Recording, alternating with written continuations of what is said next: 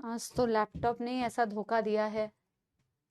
Animation लगाई थी, लगा दी थी ना, एक ही थी, पॉज कर दिया था ना।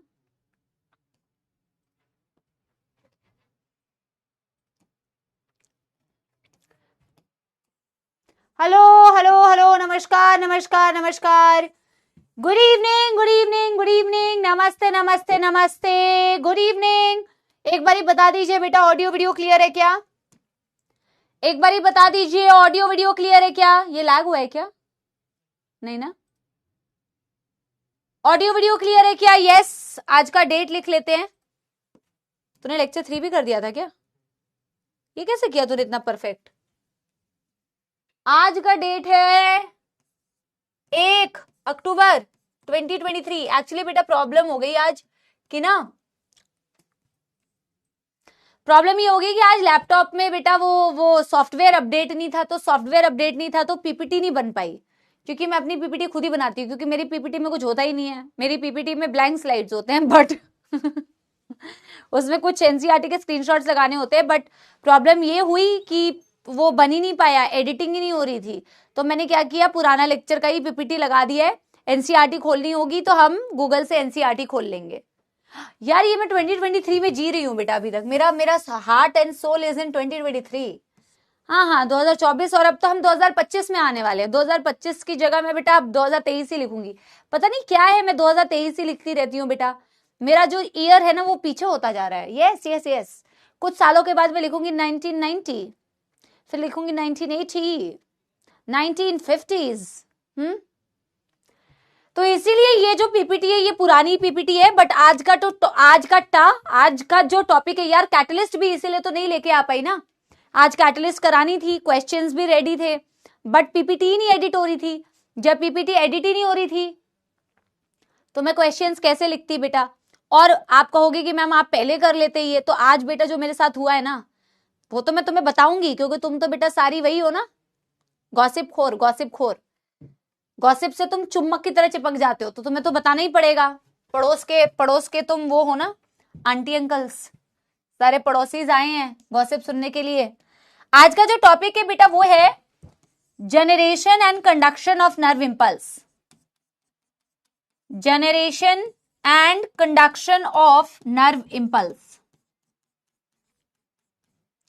आज लिखना कम कम होगा लेकिन समझना बहुत ज्यादा ज्यादा होगा। आज लिखना कम कम होगा, लेकिन तुम 11th में हो तो तुम्हें तो कुछ चीजें बेटा लिखनी ही पड़ेंगी, बिकॉज तुम तो फर्स्ट टाइम पढ़ रहे हो इस टॉपिक को। इसको डिलीट, ये भी हम आधा पढ़ चुके हैं, बट इसको रहने देते हैं, ठीक है? यस। तो ज्यादा कुछ बहुत बड़ी कहानी है नहीं। आप लोगों को तो याद है ना एक बारी, लेकिन तुम लोगों का कोई, तुम्हें मैंने बताया था लेकिन तुम्हारी क्लास में, है ना, मैंने तुम्हें बताया था एक बारी कि मैं पासपोर्ट बनवाने के लिए जा रही हूं, है ना? तो हाँ, तो पासपोर्ट बनवाने के लिए जा रही हूँ, वो वाला कार्यक्रम तो हो गया, लेकिन आज कुछ वेरिफिकेशन होनी होती है बेटा।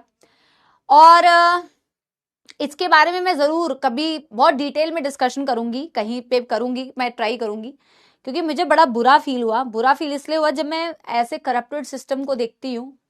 अब क्या करप्टेड था वो बाद की बात है कभी। तो ये वेरिफिकेशन कोई सीन था, और सुबह से लेके ये जब मैं देखती हूँ जिसको जो काम मिला हुआ है, आप जेन्युइनली अगर उस काम को करेंगे तो बेहतर होगा। लेकिन कुछ चीजें इतनी करप्टेड होती हैं, और अगर आप हेल्पलेस फील करते हैं, मतलब मैं हेल्पलेस फील कर रही थी, मैंने कहा यार ये कैसे हो सकता है ऐसे, पर ऐसे होता है ना? ऐसे लगता है यार आप तो बड़े ईमानदार हो, हाँ आपने क्या किया, आपकी तो कोई गलती नहीं है, लेकिन आपके साथ फिर भी ऐसा हो रहा है। तो उन चीजों को देख के बड़ा हेल्पलेस फील होता है। बुरा या अच्छा तो नहीं मैं बोल सकती, बहुत हेल्पलेस फील होता है कि इसका क्या सोल्यूशन है। मैं बहुत इनडायरेक्टली तुम्हें बताने की कोशिश कर रही हूं, अगर तुम समझ पा रहे हो। हाँ, yes, same happened with me. So yeah that is the thing. मैं कहां जा रही हूं? अरे कहीं नहीं जा रही हूं भैया, कहां जाऊंगी? हाँ, पहले पढ़ाई करते हैं भैया। भाई पासपोर्ट बनवा सकते हैं बेटा, डॉक्यूमेंट्स तो बनवा के रख सकते हैं ना। यकीन 2.0 में बताया था, तुम क्या यकीन 2.0 से आ रहे हो क्या? ओ माई माई, दोनों की क्लास करते हो क्या? चलिए जी, यस एवरीबॉडी, डिटेल में बताएंगे, हम डिटेल में बताएंगे, किसी दिन इसके बारे में चर्चा भी करेंगे, ठीक है ना। हाँ, जिसको समझ नहीं आया तो तुम हो मूर्ख। चलिए शुरू करते हैं बेटा आज का लेक्चर। यस एवरीबॉडी, यस आज हम शुरू करेंगे बेटा विद समाप्ति एक्सप्रेस। तो कुर्सियों की बेटी बांध ली जाए। और बेटा जी नहीं, आप ऐसे ओवरऑल नहीं बोल सकते कि मैं, देखो किसी भी सिस्टम में सारे व्यक्ति ऐसे नहीं होते, तो ओवरऑल जनरलाइज कर देना तो बेहद गलत है, चाहे किसी भी फील्ड में हो। लेकिन क्या करें यार, इसका सोल्यूशन क्या है? तभी तो बोलते हैं ना बेटा, कोई भी काम अपने आप को तुम ठीक कर लो। जो अगर तुम अपने आप को ठीक करोगे, एक इंडिविजुअल पर्सन अपने आप को ठीक कर ले, तो सारे इंडिविजुअल पर्सन अगर अपने आप को ठीक कर ले तो सिस्टम ओवरऑल ठीक हो जाएगा ना यार। आप समझ रहे हो? आप क्या कर सकते हो आप वो करो। जब मदद करने की भी बात आती है तो कहते हैं अरे वो भी तो नहीं कर रहा है, अरे वो भी तो कचरा फैला रहा है, अरे वो भी तो ऐसे कर रहा है। अरे आप अपने इंडिविजुअल लेवल पे क्या कर सकते हैं? आप सिर्फ एक अपने इंडिविजुअल लेवल पे वो चीज कीजिए। और अगर हर व्यक्ति ये समझने लग जाए कि आप इंडिविजुअल लेवल पे वो चीज कर सकते हैं और उसी से बदलाव आएगा। बट बेटा बदलाव विल टेक टाइम ना। बदलाव कैन नॉट हैपन 2024 से 2025 में, 2030 में भी नहीं होगा भैया। It will take time, it will take time. यहां तक पहुंचने में भी कई साल लग गए, तो बहुत साल लगने वाले हैं। समझ गई? Yes everyone. चलिए जी, यस एवरीवन, शुरू करते हैं बेटा क्या समाप्ति एक्सप्रेस। हाँ जी हाँ जी हाँ जी। अरे व्हाट हैपेंड, इसके लिए क्लास टाइम पे अटेंड किया करो, व्हाट हैपेंड मत करा करो, ठीक है ना। शुरू करते हैं बेटा समाप्ति एक्सप्रेस। और बेटा हमने पिछली क्लास में जो पढ़ा था उसको क्विकली रिवाइज करते हैं। हमने कहा एक माइलिनेटेड न्यूरॉन और unmyelinated neuron central nervous system में भी मिलता है और पेरिफेरल नर्वस सिस्टम में भी मिलता है। लेकिन सेंट्रल नर्वस सिस्टम में माइलिन बनाने वाला सेल ओलिगोडेंड्रोसाइट होता है और पेरिफेरल नर्वस सिस्टम में माइलिन शीथ बनाने वाला सेल श्वान सेल होता है बेटा।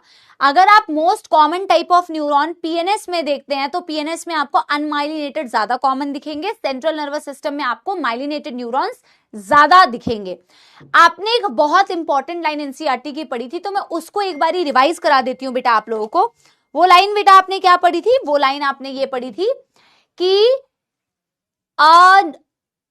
श्वान सेल, एग्जैक्ट तो मुझे अंग्रेजी का बेटा वर्ड टू वर्ड याद नहीं है, बट उसका तात्पर्य यही था कि unmyelinated neuron may be covered with a Schwann cell that does not secrete myelin. एक अनमाइलिनेटेड न्यूरॉन जो पीएनएस में है वो श्वान सेल से कवर्ड है, लेकिन वो माइलिन नहीं बना रहा। तो जरूरी नहीं है कि अगर एक अनमाइलिनेटेड न्यूरॉन अगर आपको दिख रहा है पेरिफेरल नर्वस सिस्टम में तो श्वान सेल उसमें नहीं है। नहीं, अगर एक अनमाइलिनेटेड न्यूरॉन है उसका मतलब ये भी हो सकता है कि भाई उसमें श्वान सेल है पर वो माइलिन सिक्रीट नहीं कर रहा। इट टोटली डिपेंड्स कि वो माइलिन का सिक्रीशन कर रहा है या नहीं कर रहा है।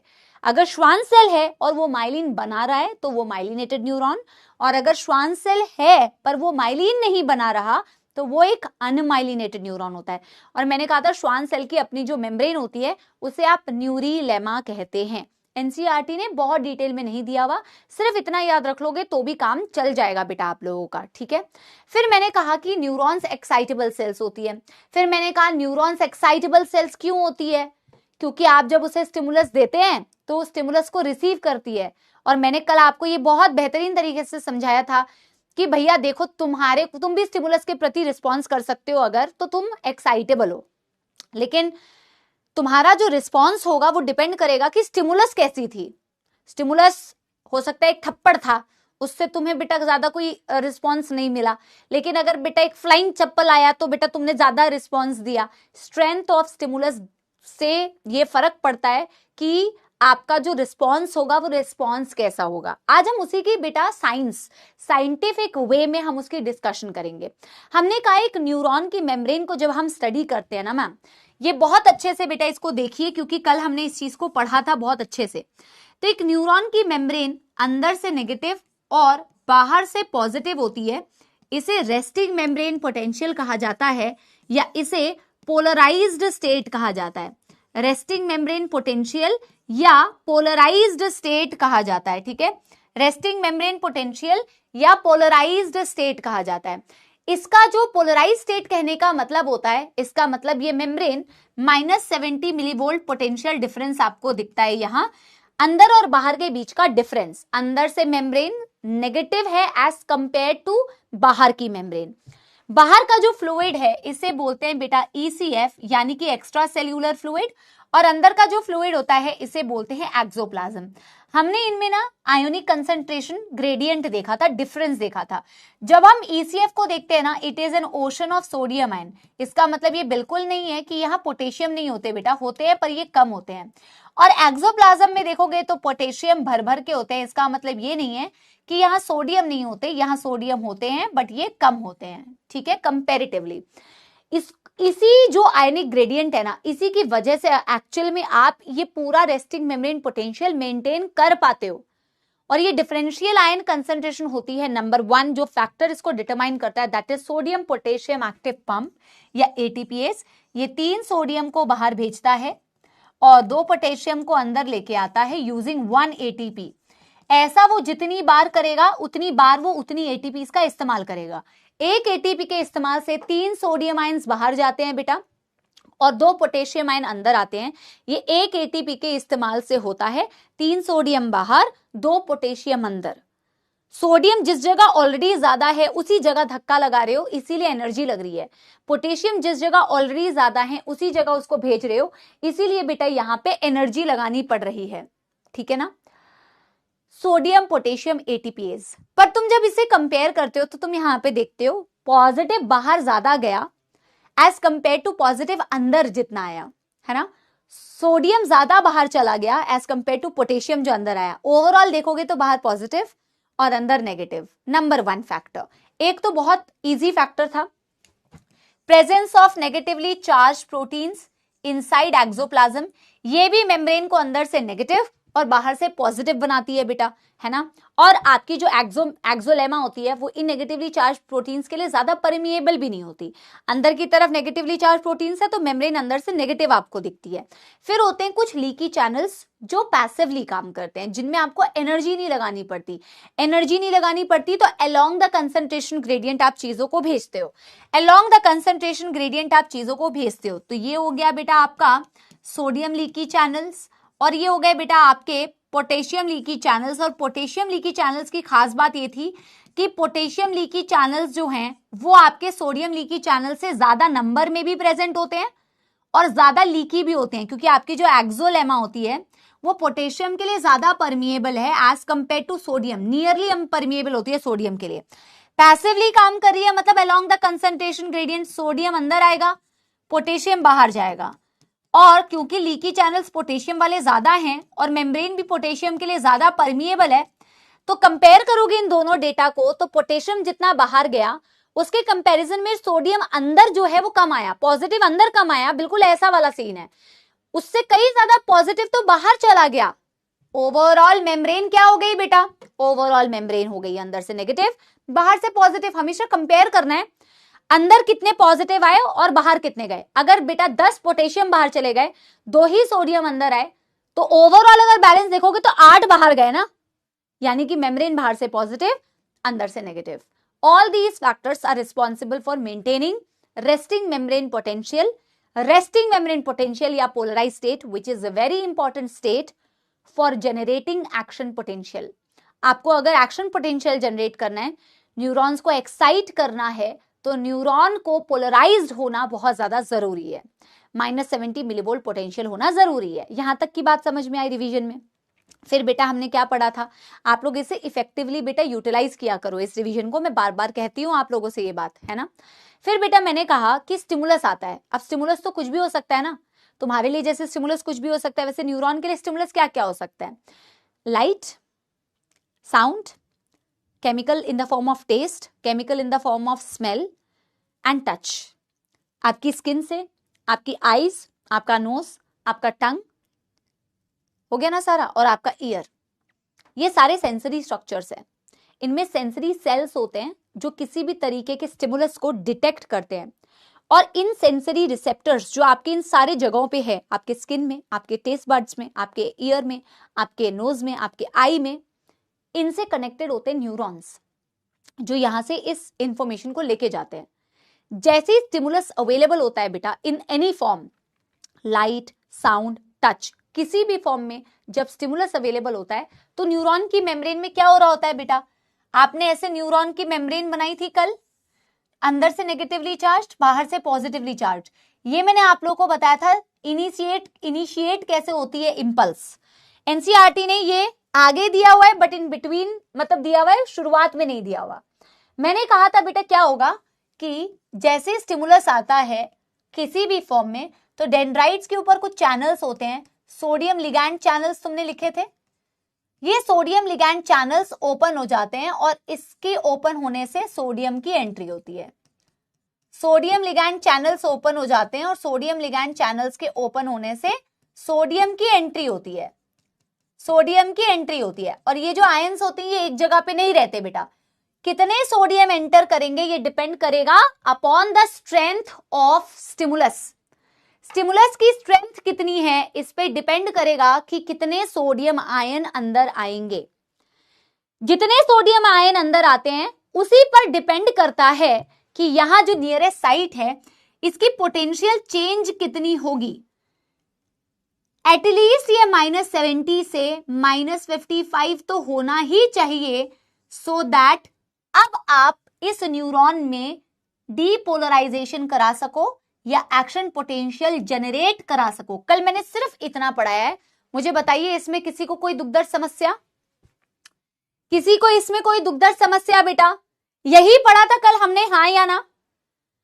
सोडियम आयन अंदर आते हैं, जरूरी नहीं है कि -70 से -55 हो जाए ना बेटा, -60 हो सकता है, -65 हो सकता है, ठीक है। बट एज पर एनसीईआरटी एटलीस्ट ये -55 होना चाहिए, क्योंकि इसी जो चेंज हुआ ना बेटा, ये जो चेंज हुआ इसी को हम बोलते हैं थ्रेशहोल्ड स्टिमुलस, जिसको डिफाइन किया जाता है minimum value of stimulus required to generate action potential. क्या समझे? Minimum value of stimulus required to generate action potential. आज हम पढ़ेंगे एक्शन पोटेंशियल क्या, इंपल्स क्या, बट मिनिमम वैल्यू जो इस एक्शन पोटेंशियल को जनरेट करा सके वो होती है -55। तो इसे थ्रेशोल्ड बोला जाता है स्टिमुलस, ना कि जो बाहर से आई कि लाइट तो स्टिमुलस थी, साउंड तो स्टिमुलस था, टेस्ट केमिकल स्टिमुलस था, परफ्यूम स्टिमुलस था। उस स्टिमुलस से कितने सोडियम अंदर आ रहे हैं न्यूरॉन के इनिशियली, उससे आपके न्यूरॉन की जो एक्सॉन की नियरेस्ट साइट है उसकी पोटेंशियल कितनी चेंज हो रही है। -55 अगर हो जाए वो एक्चुअल में थ्रेशोल्ड स्टिमुलस कहलाती है। और आपने थ्रेशोल्ड स्टिमुलस की डेफिनेशन लिख ली थी ना, ये कितना बेहतरीन कॉन्सेप्ट है बेटा। You are not going to find it in NCERT, but they have explained it, but you will not find it. Incomplete से एक्सप्लेनेशन होता है। क्लियर है? Done done done done done done done done. Oh my my, हो गया? चलिए बहुत बढ़िया। पलक, yes, बहुत शानदार। पलक नाम से मुझे याद आया, मेरी एक स्टूडेंट थी Palak. I used to teach in an offline coaching many years back. So there was a student, Palak, and she used to bring me coffee, she used to bring me घर का बना हुआ चाय। उसको पता था मैम को चाय बड़ी पसंद है। हमारी सुबह एक वीकेंड की क्लास होती थी और वैसे वहां पे ये सब अलाउड नहीं होता था बेटा, है ना। यहाँ बेटा एवरीथिंग इज वेरी टचवुड, नजर ना लगे, इट्स चिल, है ना। सच में जेन्युइनली, है ना। और जब आप अच्छे माहौल में काम करते हैं तो आप अच्छा काम कर पाते हैं। जब माहौल अच्छा होता है, लोग अच्छे होते हैं, तो अब अच्छा आपका आउटपुट भी जो होता है वो बहुत अच्छा होता है ना। तो दैट स्टूडेंट, नहीं, no, I am talking about Palak. So her name was Palak and वो क्या करती थी, वो मेरे लिए बेटा घर से बना के चाय भी ले आती थी, कभी कॉफी ले आती थी, कार्ड्स लेके आती थी, है ना। She used to do all this stuff. तो लाइक दैट। चलिए, आस्था वॉज ऑल्सो, नहीं इसे चमची नहीं बोलते हैं बेटा, देखना कह रही है चमची। बेटा आपके जीवन में कोई आपको प्यार करने वाला व्यक्ति नहीं मिला है ना, आपको इज्जत करने वाला व्यक्ति नहीं मिला है ना, और आपने भी कभी नहीं किया है, तो या तो आपको चमचे मिले हैं और या तो तुम बेटा बड़े वाले चमचे हो, इसीलिए चमचा। ओके चलिए यस एवरीवन, शुरू करते हैं बच्चों। क्या शुरू करते हैं बेटा उन चमचों के साथ जो यहां पे बेटा चमचागिरी कर रहे हैं, ठीक है, आज का टॉपिक। चलिए शुरू करते हैं बेटा जी आज का टॉपिक। हेडिंग डालोगे जनरेशन ऑफ नर्व इंपल्स। आपने जनरेशन ऑफ नर्व इंपल्स डाल दिया था? यस। हेडिंग क्या डाली थी बेटा आपने last? Generation of nerve impulse कहीं हेडिंग डाली थी? डाल दी थी और फिर उसके अंडर लिखना स्टार्ट किया था? एक बारी मुझे बता दो, जल्दी बताओ।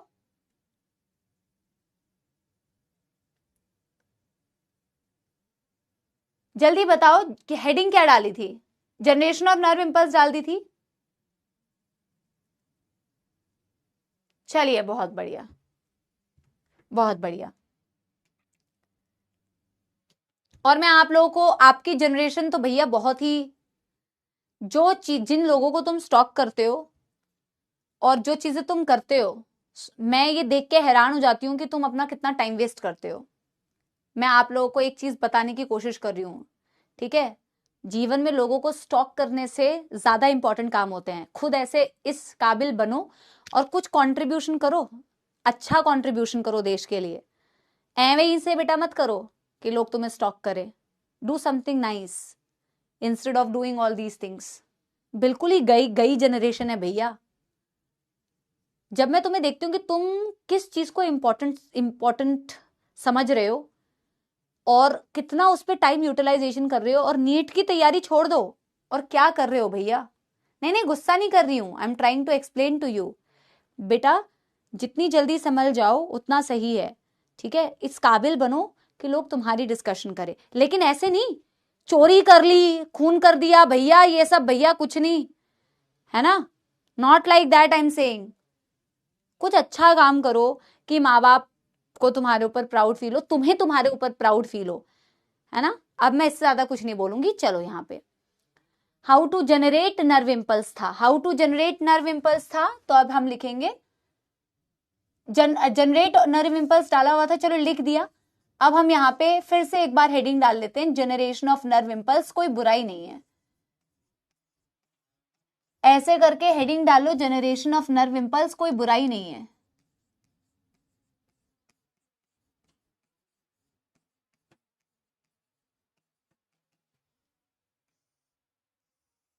ठीक है,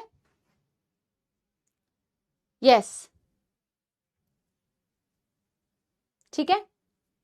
देखो जनरेशन ऑफ नर्व इंपल्स, आप इनिशिएशन तो ऑलरेडी समझ चुके हैं कि इनिशिएट कैसे हुआ।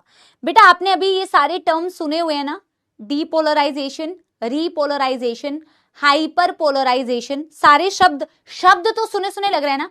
हाइपर पोलराइजेशन शायद तुमने नहीं सुना होगा, पर डीपोलराइजेशन और रीपोलराइजेशन ये दोनों चीजें तुमने सुनी होंगी।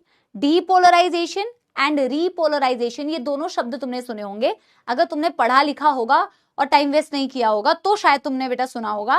कार्डियक साइकिल में हमने पढ़ा था, कार्डियक साइकिल में हमने पढ़ा था सिस्टोल, डायास्टोल। सिस्टोल में depolarization leads to atrial systole, repolarization leads to बेटा डायास्टोल। सुना है ना। अब हम यही चीजें करने वाले हैं, हम इवेंट्स देखने वाले हैं, सीरीज ऑफ इवेंट्स। इंपल्स क्या होता है ये भी बताऊंगी, and what are the events, कौन कौन से इवेंट्स होते हैं जब एक्शन पोटेंशियल जनरेट होता है। तो एक न्यूरॉन की मेम्ब्रेन, बेटा इसका ना फ्लो चार्ट बनेगा और फ्लो चार्ट में डायग्राम्स बनेंगे और फिर उन डायग्राम्स में हमें, उन फ्लो चार्ट्स में ही हमें चीजों को लिखना है। तो हम न्यूरॉन की मेम्ब्रेन को बना के बेटा और फ्लो चार्ट को उसी में कंप्लीट करेंगे, ठीक है। तो ये मैंने एक न्यूरॉन की मेम्ब्रेन बनाई है, इसको मैं साइड से बेटा गायब कर देती हूँ, इसको भी मैं साइड से गायब कर देती हूँ, ठीक है। मेम्ब्रेन अंदर से नेगेटिवली चार्ज थी और बाहर से पॉजिटिवली चार्ज थी। बेटा क्या न्यूरॉन सिर्फ इतनी लंबी होती है या बहुत बड़ी हो सकती है? Longest cell of the body है ना। पर मैं बेटा पूरा न्यूरॉन नहीं बना रही हूं, मैं न्यूरॉन का एक हिस्सा बना रही हूं। न्यूरॉन तो बड़ी लंबी है ना, एक्सॉन तो बहुत बड़ी है। मैं थ्रू आउट एक्सॉन की भी बात नहीं कर रही, पर जैसा हमें आगे पढ़ना है मैं उसी तरीके से ही आपको ये चीज को समझा रही हूं। अभी तो मैं आपको जनरेशन समझा रही हूं, आगे मैं आपको कंडक्शन समझाऊंगी, है ना। तो अभी मैं क्या कर रही हूं ना बेटा, एक्सॉन तो बहुत लंबी है, तो मैं इतनी लंबी न्यूरॉन की अभी चर्चा नहीं कर रही हूं। मैं काम करती हूँ ना मैम, न्यूरॉन को कुछ पार्ट्स में डिवाइड कर देते हैं ना मैम, ABC एरिया में डिवाइड कर देते हैं, क्योंकि आपके एनसीईआरटी ने भी ऐसे ही आगे बेटा इस चीज को एक्सप्लेन किया हुआ है, ठीक है। ABC, this is A region, this is B region, this is C region, ऐसे करके न्यूरॉन को आप बहुत सारे रीजन्स में डिवाइड कर सकते हैं। Already done? अरे नहीं भैया, नहीं हुआ है ये, ना ना ना, ऑलरेडी डन नहीं है भाई। कल सिर्फ आपने इनिशिएशन पढ़ी थी, आज इसको हम आगे कंटिन्यू कर रहे हैं। नहीं, ये कहाँ हुआ है? डिपोलराइजेशन पढ़ा है तुमने? तुमने तो सिर्फ इनिशिएशन पढ़ी थी ना। सेम डायग्राम रिपीट होता है भैया, आगे यही सेम डायग्राम को रिपीट करवाऊंगी। ओ माय गॉड्स, नहीं नहीं, नॉर्मल पोर्ट्रेट में करना है। सेम डायग्राम बनता है बेटा इस टॉपिक में, बहुत सारे सेम डायग्राम बनते हैं। तो कल आपने इनिशिएट कराई थी इंपल्स, कैसे इनिशिएट कराई थी, आइए मैं उस चीज को कंटिन्यू करती हूं, ठीक है ना।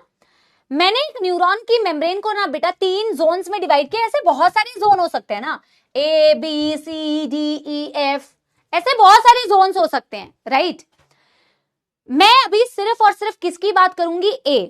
मैं सिर्फ A वाले एरिया की बात करूंगी, मैं B वाले एरिया की बात नहीं कर रही हूं और मैं C वाले एरिया की भी बात नहीं कर रही हूं। The only area I am talking about in this particular top diagram is A। मैं सिर्फ A वाले एरिया की बात करूंगी, क्योंकि न्यूरॉन तो बहुत लंबी है मैम, ABCD Z तक भी है। मैं सिर्फ A वाले एरिया में चेंजेस की बात करूंगी, और जब मैं A वाले एरिया के चेंजेस को समझ जाऊंगी ना बेटा, तो मुझे B C सब कुछ समझ में आ जाएगा आगे, ठीक है।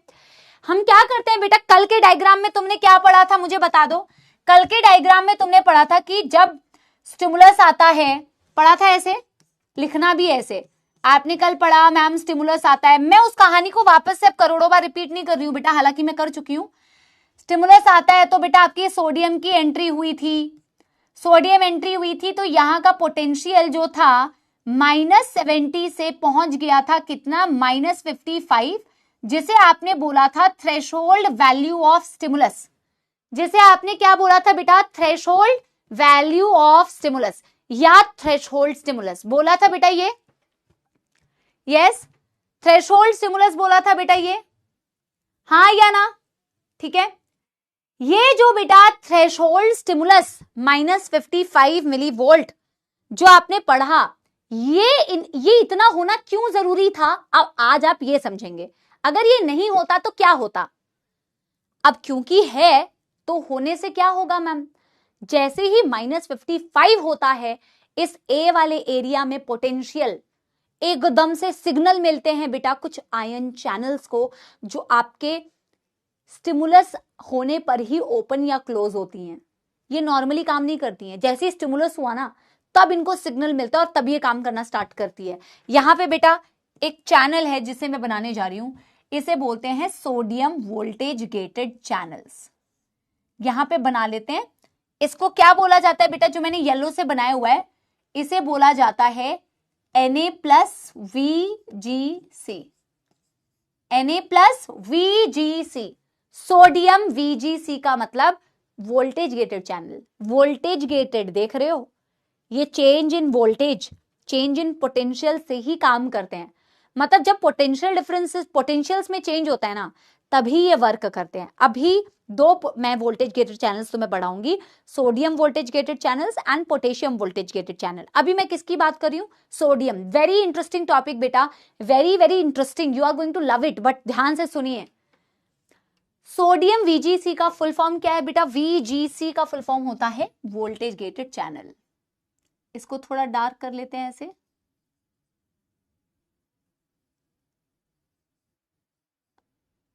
इसे क्या बोला जाता है, voltage gated channel, VGC, voltage gated channel, sodium voltage gated channel. और या आपको रटने की भी जरूरत नहीं पड़ेगी। देखो कल भी मैंने तुम्हें बताया था, लीकी चैनल्स कहां तुम्हें रटने पड़ रहे हैं बेटा, सोडियम लीकी चैनल से सोडियम अंदर आएंगे या बाहर आएंगे, ये तुम्हें ऑलरेडी समझ में आ रहा है, क्योंकि लीकी चैनल्स पैसिवली काम कर रही है। जब पैसिवली काम कर रही है तो कौन से डायरेक्शन में जाएगी तुम्हें ऑलरेडी पता है, पोटेशियम की लीकी चैनल से पैसिवली काम कर रही है, तो तुम्हें ऑलरेडी पता है वहां पे पोटेशियम कहाँ जाएगा। यहाँ वोल्टेज गेटेड चैनल्स जो होते हैं, अगर सोडियम का वोल्टेज गेटेड चैनल है तो सोडियम की मूवमेंट कराएगा, पोटेशियम की वोल्टेज गेटेड चैनल्स है तो पोटेशियम की मूवमेंट कराएगा। याद रखना है, जैसे -55 पोटेंशियल बेटा अचीव हो जाता है जिस भी पर्टिकुलर रीजन में, वहां के सोडियम वोल्टेज गेटेड चैनल्स को सिग्नल मिलता है और सोडियम वोल्टेज गेटेड चैनल्स के ढक्कन खुल जाते हैं। और जैसे इनके ढक्कन खुल जाते हैं, सोडियम कोई भी आयन नेगेटिव की तरफ अट्रैक्ट होता है, ये याद रखो। सोडियम एंट्री मार रहा है, और नहीं, ये याद रखने की भी जरूरत नहीं पड़ेगी, अभी मैं आपको समझाऊंगी। देखो ये सोडियम की एंट्री होगी, Na+ एंटर करेगा, नेगेटिव है ना, अंदर की तरफ खिंचा हुआ चला आएगा। देखो पहले तो यहाँ की पोटेंशियल -70, पहले तो ये रेस्ट पर था, मानते हो कि नहीं? मैं सिर्फ ए वाले एरिया की बात कर रही हूं, पहले ये रेस्टिंग मेम्ब्रेन पोटेंशियल पर था कि नहीं? जैसे ही थ्रेशोल्ड स्टिमुलस मिला तो सोडियम वोल्टेज गेटेड चैनल्स खुले, सोडियम वोल्टेज गेटेड चैनल से सोडियम की मूवमेंट हुई, और जैसे ही सोडियम की मूवमेंट होती है तो पोटेंशियल बदल जाएगा बेटा। लेकिन कितना बदलेगा? सोडियम की एंट्री होती है बेटा, ये याद रखना है। सोडियम अंदर आता है या सोडियम बाहर जाता है, सिंपल ये याद रख लो ना यार। अगर कोई बेटा बेवकूफ होगा उसको नहीं समझ में आएगा, आप खुद दिमाग लगाओ ना। पहले मेम्ब्रेन अंदर से नेगेटिव थी ना, तो फिर पॉजिटिव होती है। ऐसे ही तो आप डीपोलराइजेशन, रीपोलराइजेशन, हाइपरपोलराइजेशन करवाओगे। पहले अंदर से नेगेटिव है, फिर पॉजिटिव होती है, फिर नेगेटिव होती है, बदलता रहता है। तो अगर पहले अंदर से नेगेटिव थी, अब तुम्हें अंदर पॉजिटिव करना है, तो ऑब्वियसली बेटा सोडियम अंदर ही तो आएंगे। और या तो सिंपल सा ये याद रख लो, वोल्टेज गेटेड चैनल से सोडियम या पोटेशियम पॉजिटिव आयन से ये हमेशा नेगेटिव की तरफ मूव करते हैं, ठीक है ना? लेकिन कितनी देर तक मूव करेंगे और क्या होगा बेटा, इसके वक्त और जज्बात कैसे बदलेंगे, इसको जरा जानने के लिए बेटा बने रहिए इस एपिसोड में, ठीक है? इसको हम लिखते हैं एज थ्रेशोल्ड स्टिमुलस। और आप 11th के ना बेटा, इसलिए आप थोड़ी सी लैंग्वेज में, वैसे तो मैं यकीन को भी पूरी लैंग्वेज में ही लिखाती हूँ क्योंकि कहने को वो यकीन है, बट बेटा मुझे यकीन है कि उसमें भी कुछ सपोले ऐसे होते हैं जिन्होंने कुछ भी नहीं पढ़ा है, ठीक है ना? तो उनको भी लिखवाना पड़ता है हर एक चीज। तो as threshold stimulus achieved at site A, achieved at site A, है ना? सोडियम, मैं साइट ए की बात कर रही हूं, ये आपको आगे बहुत काम आएगा, इसको ध्यान रखना बेटा। मैं साइट ए की बात कर रही हूं, आगे काम आएगा बेटा, ये ध्यान रखना, क्योंकि बी और सी में क्या होता है तो ये मैं आपको समझाऊंगी इसी चीज से, समझ रहे हो ना? तो as threshold stimulus achieved at site A, sodium VGC opens, sodium enters, +30 millivolt reached. देखिए इसको ध्यान से, मैं अभी आपको अगले डायग्राम में बताऊंगी। +30 मिलीवोल्ट, इतना पोटेंशियल चेंज होता है, रीच्ड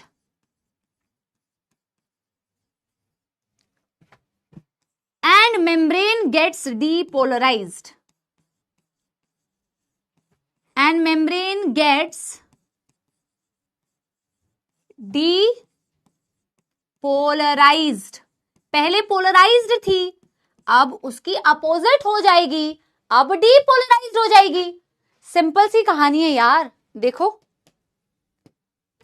कितना सिंपल है बेटा, कितना सिंपल, जेन्युइनली कितना सिंपल है।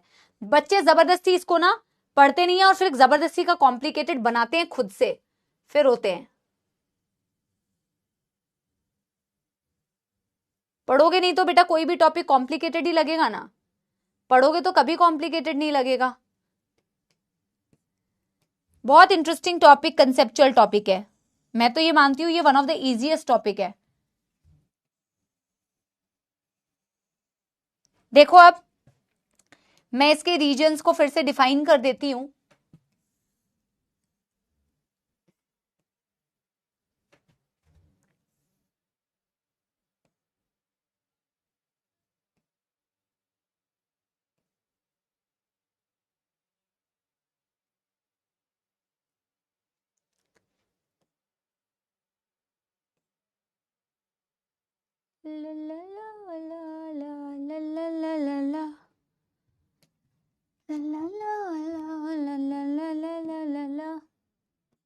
ए बी सी। देखो बी और सी को तो अभी हम भाव ही नहीं दे रहे क्योंकि हमें नहीं पता है यहाँ पे क्या हो रहा है। बी और सी को तो अभी हम पता ही नहीं कर रहे, कुछ हमें कोई मतलब नहीं है बी और सी में क्या हो रहा है, तो इसको तो हम ऐसे ही छोड़ देते हैं। हमें सिर्फ ए की बात करनी है, ए में क्या हुआ, ए के वक्त और जज्बात कैसे बदले। ए में ये गेट्स खुले हुए थे, ये गेट्स खुले हुए थे जिसे हम सोडियम वोल्टेज गेटेड चैनल्स कहते हैं। जैसे ही थ्रेशोल्ड स्टिमुलस था तो ये सोडियम वोल्टेज गेटेड चैनल्स खुले थे, सोडियम की एंट्री हुई थी। क्या इस सोडियम की एंट्री की वजह से बेटा आपके अंदर की मेम्ब्रेन के वक्त और जज्बात बदल गए होंगे?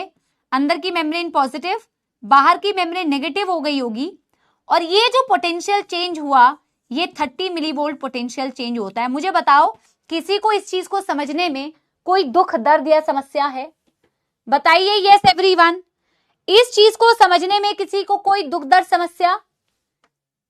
यस एवरीबॉडी, जल्दी बताइए क्या इसको समझने में किसी को कोई दुख दर्द समस्या? कैसे ये +30 हुआ ए वाला एरिया, क्या इसको समझने में किसी को कोई दुख दर्द समस्या? जल्दी बताइए। ये जो पोटेंशियल चेंज हुआ ना बेटा, ये जो मेम्ब्रेन का पोटेंशियल चेंज हुआ, कहीं पे भी रख दो भैया कोई दिक्कत नहीं है, ये जो मेम्ब्रेन का पोटेंशियल चेंज हुआ बेटा, इसी चेंज इन पोटेंशियल को बोला जाता है डीपोलराइजेशन। पहले ये रेस्ट पर थी, अब ये बेटा डीपोलराइज्ड है। बेटा सोचो ना, रेस्ट को ही तो आप पोलराइज्ड बोलते हो, रेस्ट को ही तो आप पोलराइज्ड बोलते हो। पोलराइज्ड का उल्टा हो गया ना, पोलराइज्ड में अंदर नेगेटिव था बाहर पॉजिटिव था, डीपोलराइज्ड में अंदर पॉजिटिव और बाहर नेगेटिव हो गया। डीपोलराइजेशन अगर तुमसे पूछा जाए किस वजह से हो रही है तो तुम क्या बोलोगे? सोडियम वोल्टेज गेटेड चैनल्स के ओपन होने से हो रही है। हमने लिखा है ना Na+VGC ओपन होने से हो रही है। इसके ओपन होने से बेटा किसकी एंट्री होती है? इसके ओपन होने से सोडियम की एंट्री होती है। जैसे ही सोडियम एंटर करता है, लेकिन याद रखिए सोडियम वोल्टेज गेटेड चैनल तब तक खुले रहेंगे जब तक है जान नहीं, जब तक +30 अचीव नहीं हो जाता। -55 होगा, -50 होगा, -40 होगा, -30 होगा, -20 होगा, -10 होगा, 0 होगा, +10 होगा, +20 होगा, +30। जैसे ही +30 अचीव हो जाता है, आपको दिखाने के लिए एक डायग्राम में मैं ऐसे बता दे रही हूं, इसके जो ढक्कन है ये बंद हो जाएंगे, क्लोज। ये मैं लिख दूंगी, इसका जो ढक्कन है ये क्लोज हो जाएगा। क्या समझे? इसके बियॉन्ड अब और पोटेंशियल चेंज नहीं होगा। +30 अचीव होते ही यहां का जो सोडियम वोल्टेज गेटेड चैनल का गेट है वो क्लोज हो जाएगा। इसके बियॉन्ड और सोडियम एंटर नहीं करेगा। मुझे आप लोगों का रिस्पॉन्स चाहिए क्योंकि बहुत स्पैमिंग वाले बच्चे भी आए होते हैं, ठीक है? आप मुझे ऐसे ही बताइए, बढ़ने वाले बच्चे जो पढ़ रहे हैं कोई दुख दर्द समस्या तो नहीं? और आपको पता है इसी को एक्शन पोटेंशियल कहते हैं, इसी को इंपल्स कहते हैं कि भैया -55 से एकदम से खचाक करके पोटेंशियल बढ़ गई। इसका ना ग्राफ भी बनाया जाता है पर एनसीईआरटी में नहीं है। मैं तुम्हें थोड़ा सा ग्राफ लेकिन दिखा दूंगी, घबराना मत, कोई मैथ्स वाला कोई ग्राफ नहीं है, सिंपल बायो वाला ग्राफ है, बहुत इजी वाला ग्राफ है। तो जब आप इसे देखेंगे, ग्लास चाहिए क्या भैया? ये वाला ग्लास ले जाओ।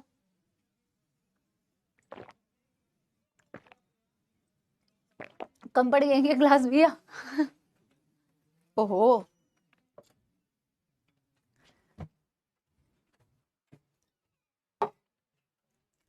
हाँ जी, एक बार में पूरा पानी पी के मैंने ग्लास दे दिया।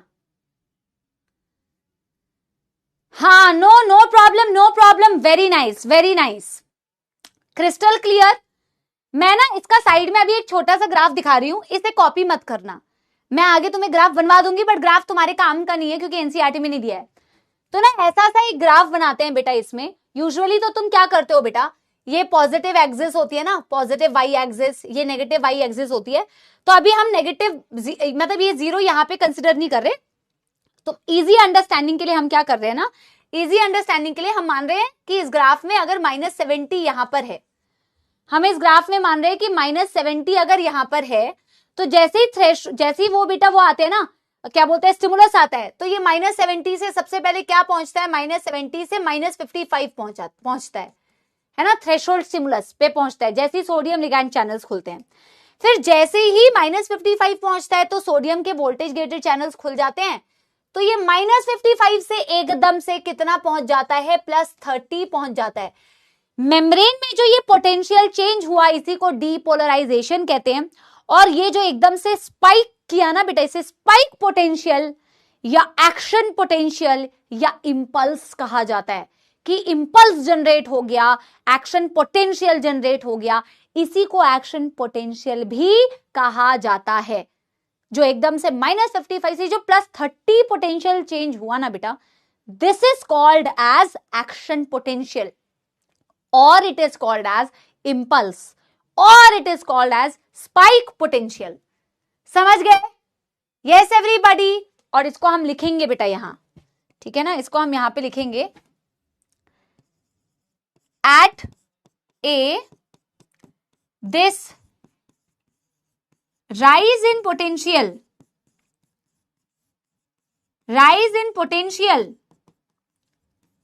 up to +30 is known as action potential,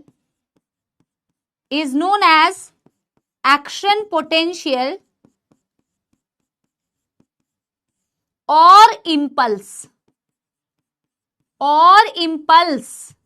और एक चीज और लिखिए बेटा, इसको मैं बाद में बनाऊंगी, एक चीज और लिखिए, after +30 sodium VGC closes, potassium VGC opens. अब देखो मैं नेक्स्ट पेज में लिखवाऊंगी। अंश बेटा धन्यवाद, सारे बच्चों को धन्यवाद। +30 आते ही, +30 अचीव होते ही सोडियम के वोल्टेज गेटेड चैनल्स खुल जाएंगे और पोटेशियम के वोल्टेज गेटेड चैनल्स अब खुलेंगे, और फिर वो क्या करेंगे, फिर से इसके वक्त और जज्बात बदलने वाले हैं बेटा। मेरे पास तो जगह नहीं है, आप कंटिन्यू करना, ऐसे एरो बनाना, एरो में हम कुछ कुछ लिखेंगे, तो आप कंटिन्यू करके ऐसा ही एक डायग्राम अभी हम बनाने वाले हैं। अगर ये वाला पेज आप लोगों ने नोट कर लिया है तो मुझे बता देना, ठीक है?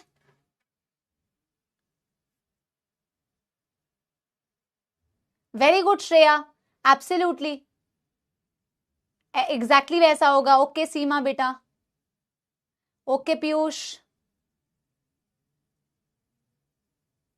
Okay Asmita, very nice, Kulveer and everyone बेटा, दीपिका, अमृता, हर्षिता, सत्यम, ठीक है, यस गणेश।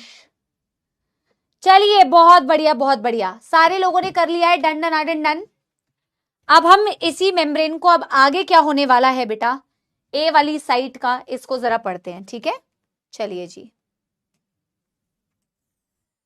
फिर से वही मेम्ब्रेन हमने बना दी। मुझे एरो में लिखना है तो मैं एक बारी ना एरो के लिए जगह छोड़ देती हूं, क्योंकि मेरा एरो तो पीछे छूट गया ना बेटा। चलिए जी, हाँ जी, फिर से इसको बेटा रीजन्स में डिवाइड कर देती हूं।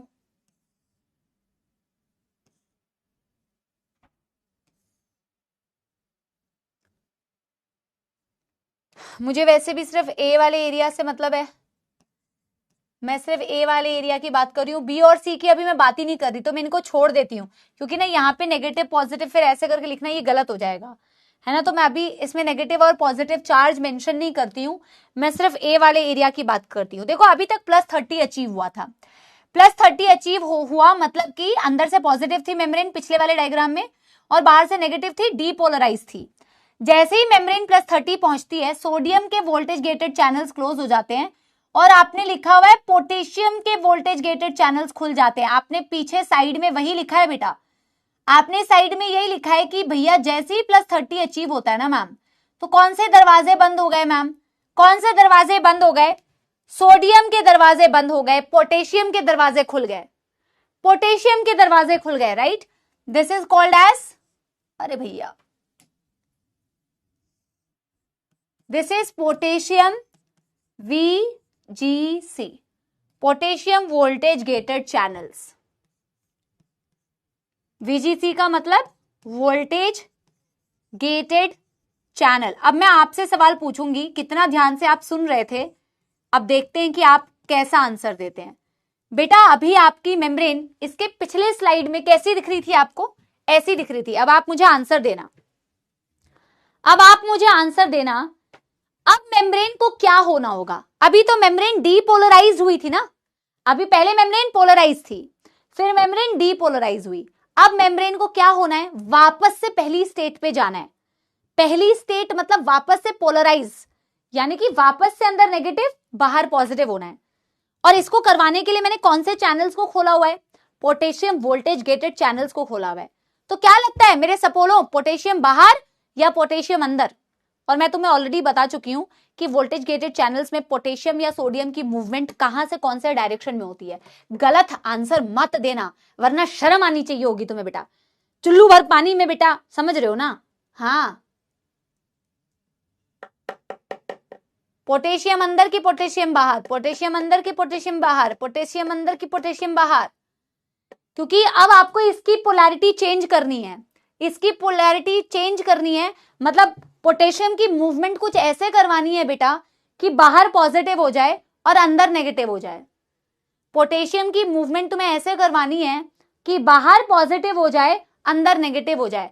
बाहर अगर पॉजिटिव करवाना है तो पॉजिटिव को बाहर भेजना पड़ेगा ना यार। और हमेशा हमेशा ये याद रखो कि नेगेटिव की तरफ आयन जा रहा है वोल्टेज गेटेड चैनल्स में। पोटेशियम भी नेगेटिव की तरफ गया और सोडियम भी नेगेटिव की तरफ गया वोल्टेज गेटेड चैनल्स में। सिंपल सा फंडा है यार, क्या समस्या है इसमें? पोटेशियम आउट, मेम्ब्रेन फिर से नेगेटिव और बाहर पॉजिटिव। ये होनी चाहिए इतनी, इतनी अगर हुई तो इसे बोलते हैं रीपोलराइजेशन। लेकिन बेटा कहानी में आने वाला है twist. Potassium voltage gated channel axolemma को दे देता है धोखा। जी हां, आप सही सुन रहे हैं, इसको मिलता है धोखा। और इसको हम आगे बेटा इसी एपिसोड में डिस्कस करने वाले हैं, तो कृपया करके ध्यान से सुनना, ठीक है? कि इसके साथ ऐसा छल कैसे हुआ और आप ऐसी छल से कैसे बच सकते हैं, ठीक है? चलिए देखिए क्या होगा। देखिए जी, पूरा टेलीकास्ट चल रहा है बेटा यहां तो। हाँ, आपकी अदालत, आपकी अदालत नहीं, वो नहीं आता है CID। रेनू सब्जी लेने जा रही थी, लेकिन उसे नहीं पता था कि उसके पीछे उसको एक व्यक्ति स्टॉक कर रहा था। अपने पूरे दिन का काम करके वो सब्जी लेने जा रही थी। उसे क्या पता था कि आज आखिरी बार वो सब्जी लेने के लिए निकली है। हाँ, चलिए। हाँ, तो बेटा ऐसे तो बड़ा सीरियस मैटर है ना? चलिए, क्राइम पेट्रोल, सावधान इंडिया। हाँ, हम यहां पे लिख रहे हैं एज नाउ कंटिन्यूएशन में बेटा potassium VGC opens, potassium goes out, membrane becomes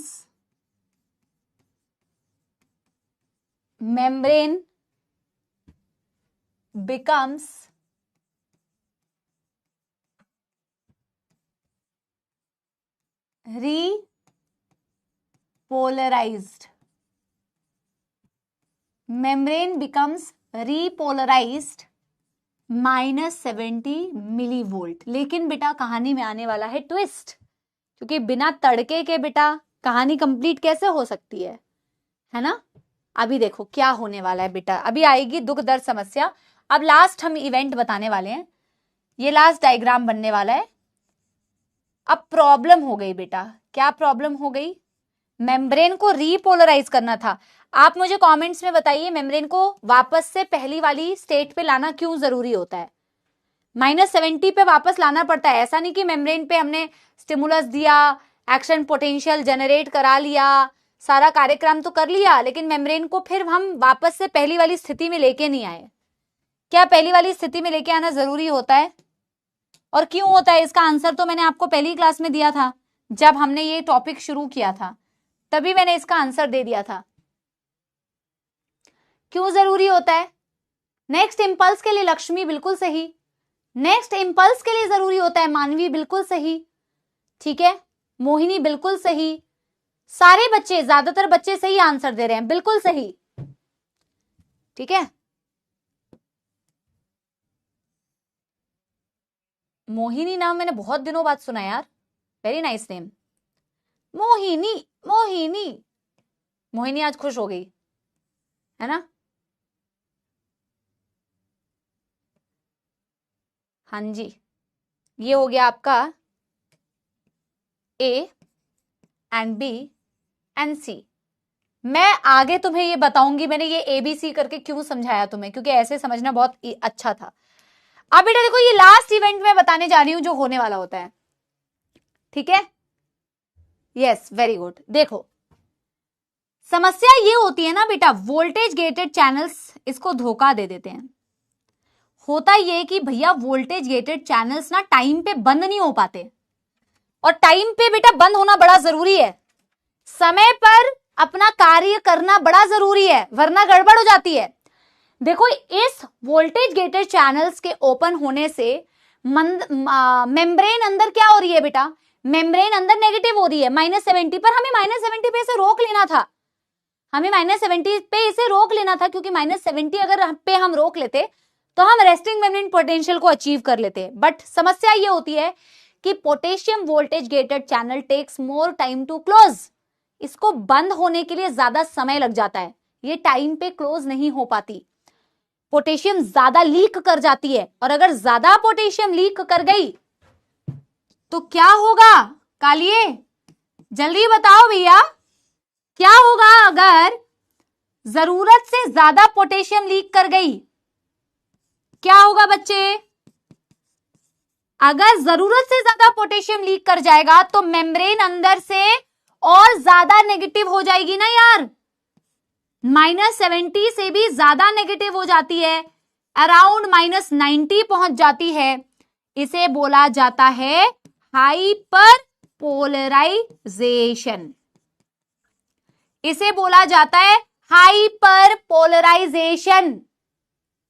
मतलब आपको हाइपर पोलराइजेशन वर्ड नहीं पता होगा, पर आपको पता होगा कि आप ये बोल सकते थे कि मेम्ब्रेन बिकम्स मोर नेगेटिव, ये बता सकते थे। अगर किसी ने मोर नेगेटिव लिखा है तो आपने बिल्कुल करेक्ट लिखा है कि मेम्ब्रेन बिकम्स मोर नेगेटिव। मुझे -90 हाय तौबा इतना थोड़ी पहुंचाना था, मुझे तो -70 तक रखना था, पर समस्या हो गई मैम। समस्या क्या हुई? Potassium VGC takes more time to close, more time to close, hence membrane becomes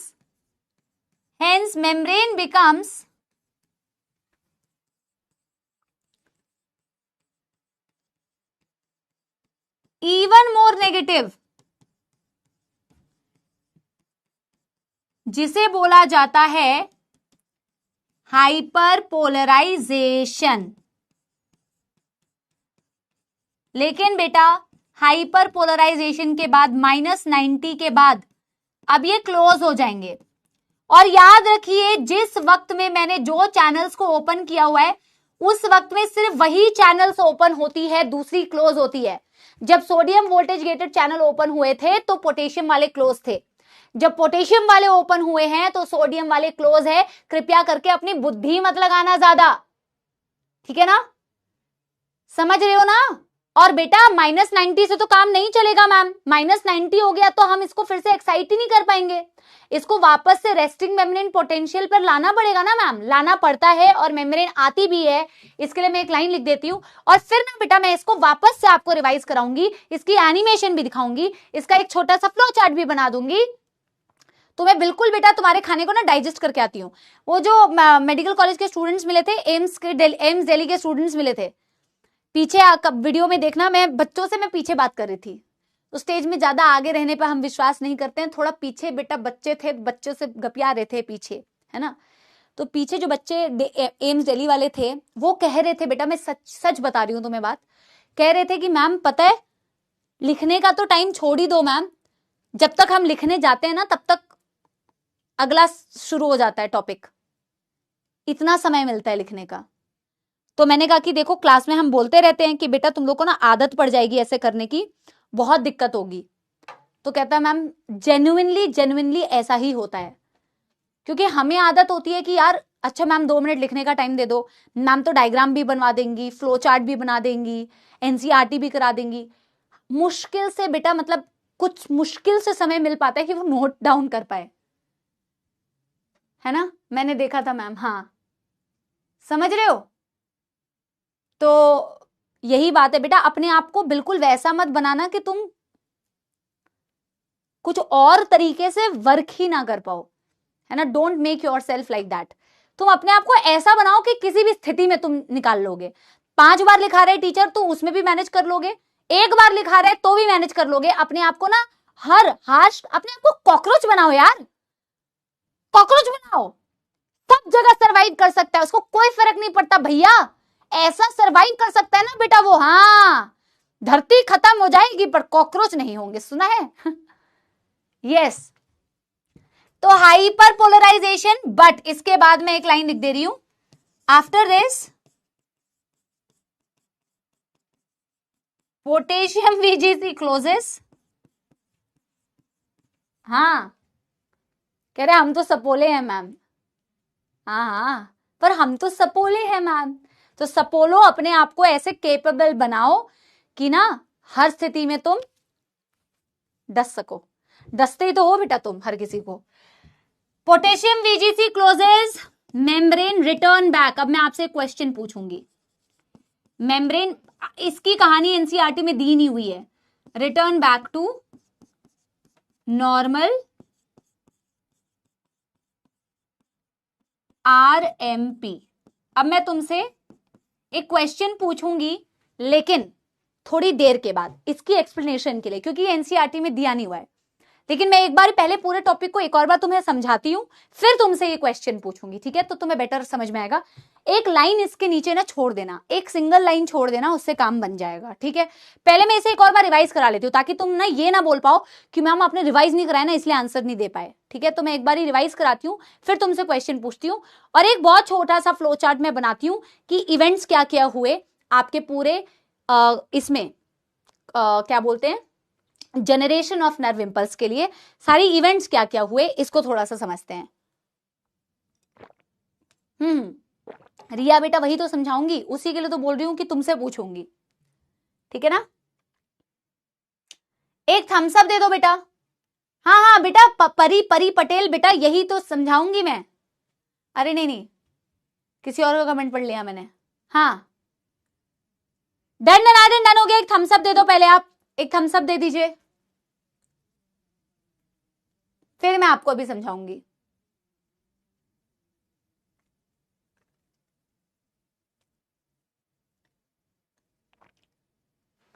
ठीक है आप ही से पूछूंगी। भाई कितना सुंदर बनाया, देखो तुमने भी आई होप इतना अच्छे से बनाया हो, है ना। थोड़ी फिजिक्स की नोटबुक लग रही है, फिजिक्स नहीं तो केमिस्ट्री की नोटबुक लग रही है, जूलॉजी से ज्यादा। हाँ चलो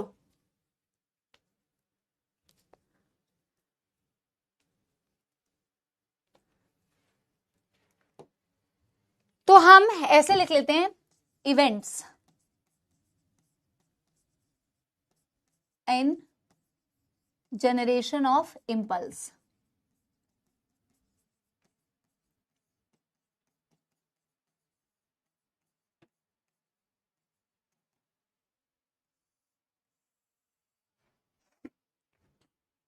ठीक है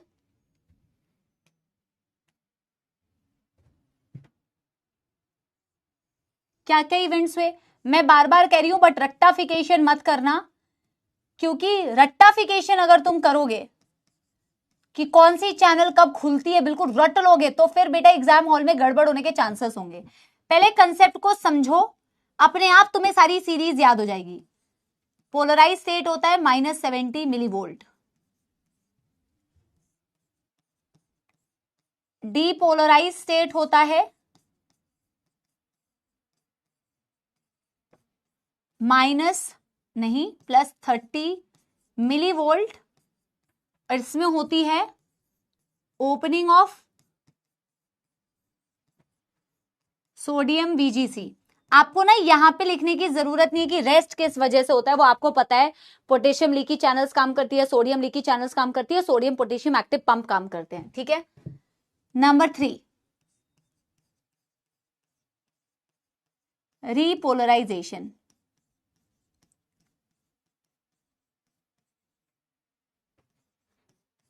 -70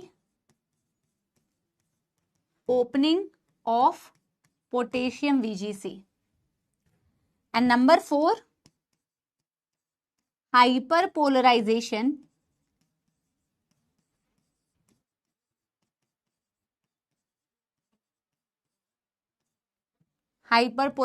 -90,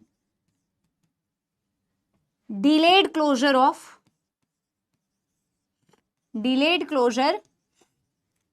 of potassium voltage gated channel. That's it. पूरे कंसेप्ट को पढ़ा और लास्ट में उसी का आपने जिस्ट लिख लिया बेटा कि कौन सी चीज किसकी वजह से होती है। बट अभी आपने सबने एक क्वेश्चन पूछा है क्योंकि उसको एक्सप्लेन नहीं किया है कि मैम लेकिन हाइपर पोलराइजेशन के बाद वापस से रेस्टिंग स्टेट पर कैसे आती है। एनसीईआरटी ने इसकी कोई एक्सप्लेनेशन नहीं दी है, तो आपको इस पे पेचीज भी नहीं करनी है, बट मैं आपको कंसेप्ट समझा देती हूँ। और कंसेप्ट समझाने के लिए मैं एक डायग्राम बनाती हूँ, आप ये डायग्राम मत बनाना बेटा। जो वो पीछे लिखा हुआ है ना, उसके नीचे मैंने एक लाइन छोड़ने के लिए कही थी, तो उसी लाइन में हम नीचे लिख लेंगे, क्योंकि एनसीईआरटी में एक्सप्लेन नहीं किया हुआ तो जबरदस्ती का बहुत सारा लिखना भी मत। पर आपके दिमाग में क्वेश्चन आया, ये बहुत अच्छी बात है कि वापस से हुआ कैसे, है ना। तो अभी करते हैं उस चीज को, ठीक है। हाँ,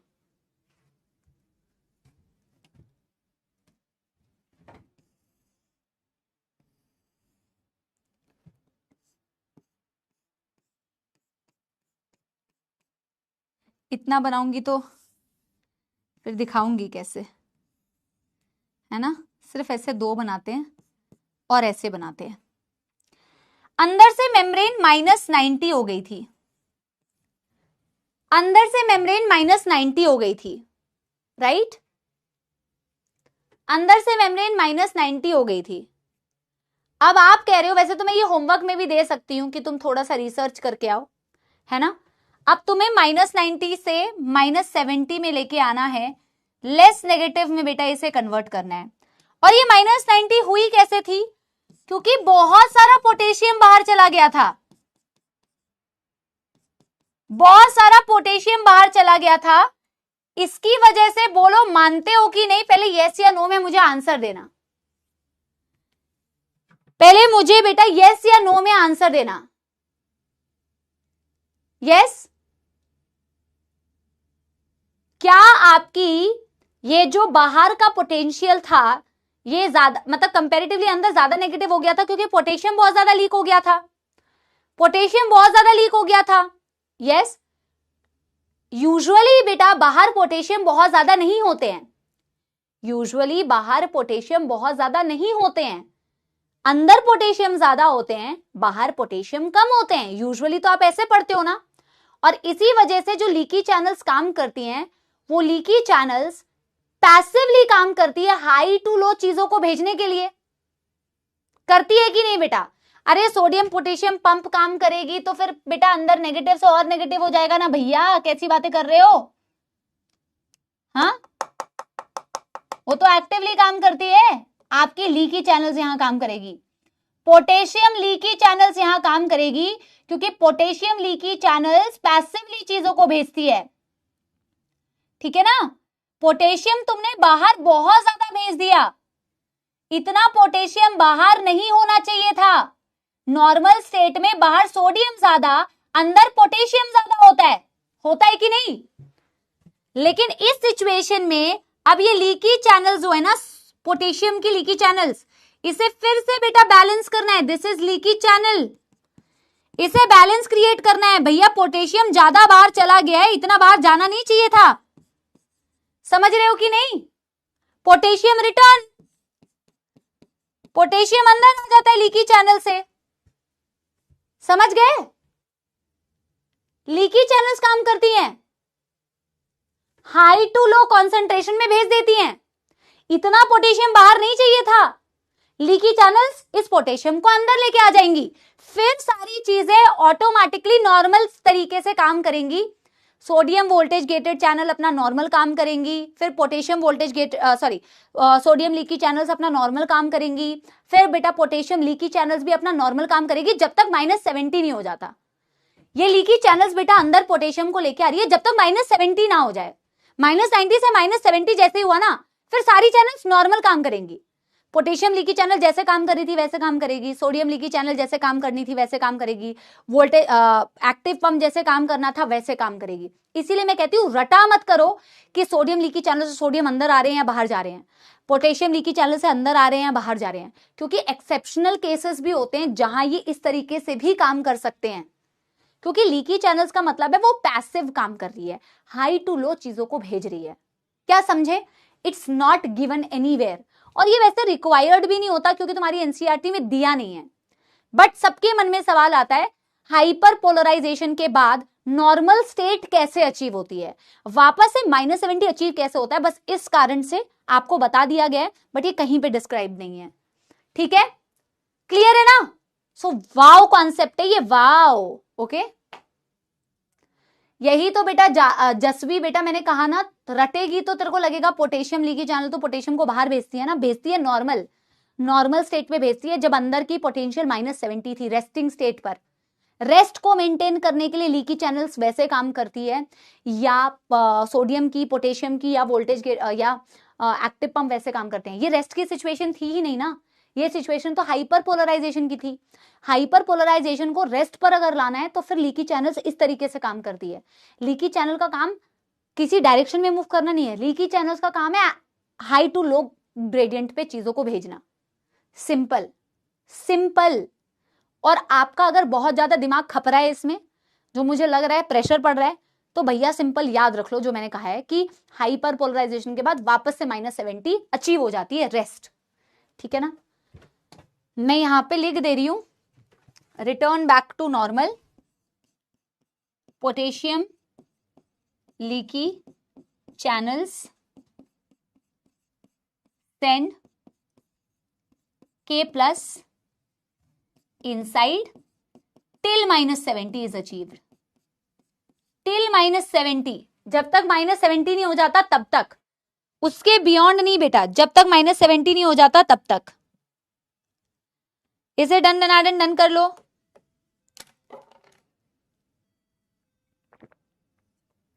क्या आप लोग इसकी एनिमेशन देखने के लिए तैयार हैं? यार गरम गरम हो गया है बहुत। क्या आप लोग इसकी एनिमेशन देखने के लिए तैयार हैं गाइज? ओ गाइज, तैयार हैं क्या? अभी तो मैंने जनरेट कराया बेटा, अभी तो तुमने बी की बात नहीं की, अभी तो तुमने सी की बात नहीं की, डी की बात नहीं की, ई की बात नहीं की, एफ की बात नहीं की। एक्सॉन के एंड तक तुम्हें ये पूरा सिलसिला चलाते हुए जाना है। अभी तो तुमने जनरेट किया है, अभी तो तुम्हें कंडक्ट कराना बाकी है। मेरे दोस्त, मेरे दोस्त, मिलेंगे, देखेंगे कौन कितना समझ पाया है, तुम या तुम्हारा दोस्त। ठीक है? हाँ, पहले एनसीईआरटी की रीडिंग करेंगे यहां तक की, और फिर बेटा एनिमेशन दिखाऊंगी रेस्ट वाली और ये सारी पोटेंशियल चेंज वाली। ठीक है? फिर कंडक्शन पढ़ेंगे। ठीक है? Feels like a doctor. Okay जी, yes. Why you divided into 3 parts? Beta, I don't know. I don't know. It's a very good question. Why did I divide it into 2 parts? ये तो मैंने पढ़ाया ही नहीं बेटा, ये तो मैं बोलना ही भूल गई होंगी लेक्चर में कि मैंने क्यों बेटा 2 पार्ट्स में डिवाइड किया है। Good question. Nice nice nice. चलिए एनसीईआरटी खोलिए। कल हमने यहां तक बेटा पढ़ लिया था कि कैसे रेस्टिंग मेम्ब्रेन पोटेंशियल होती है, ये हमने पढ़ लिया था। ठीक है? ये हमने पढ़ लिया था बेटा ऑलरेडी कि कैसे रेस्टिंग मेम्ब्रेन पोटेंशियल होती है। ठीक है?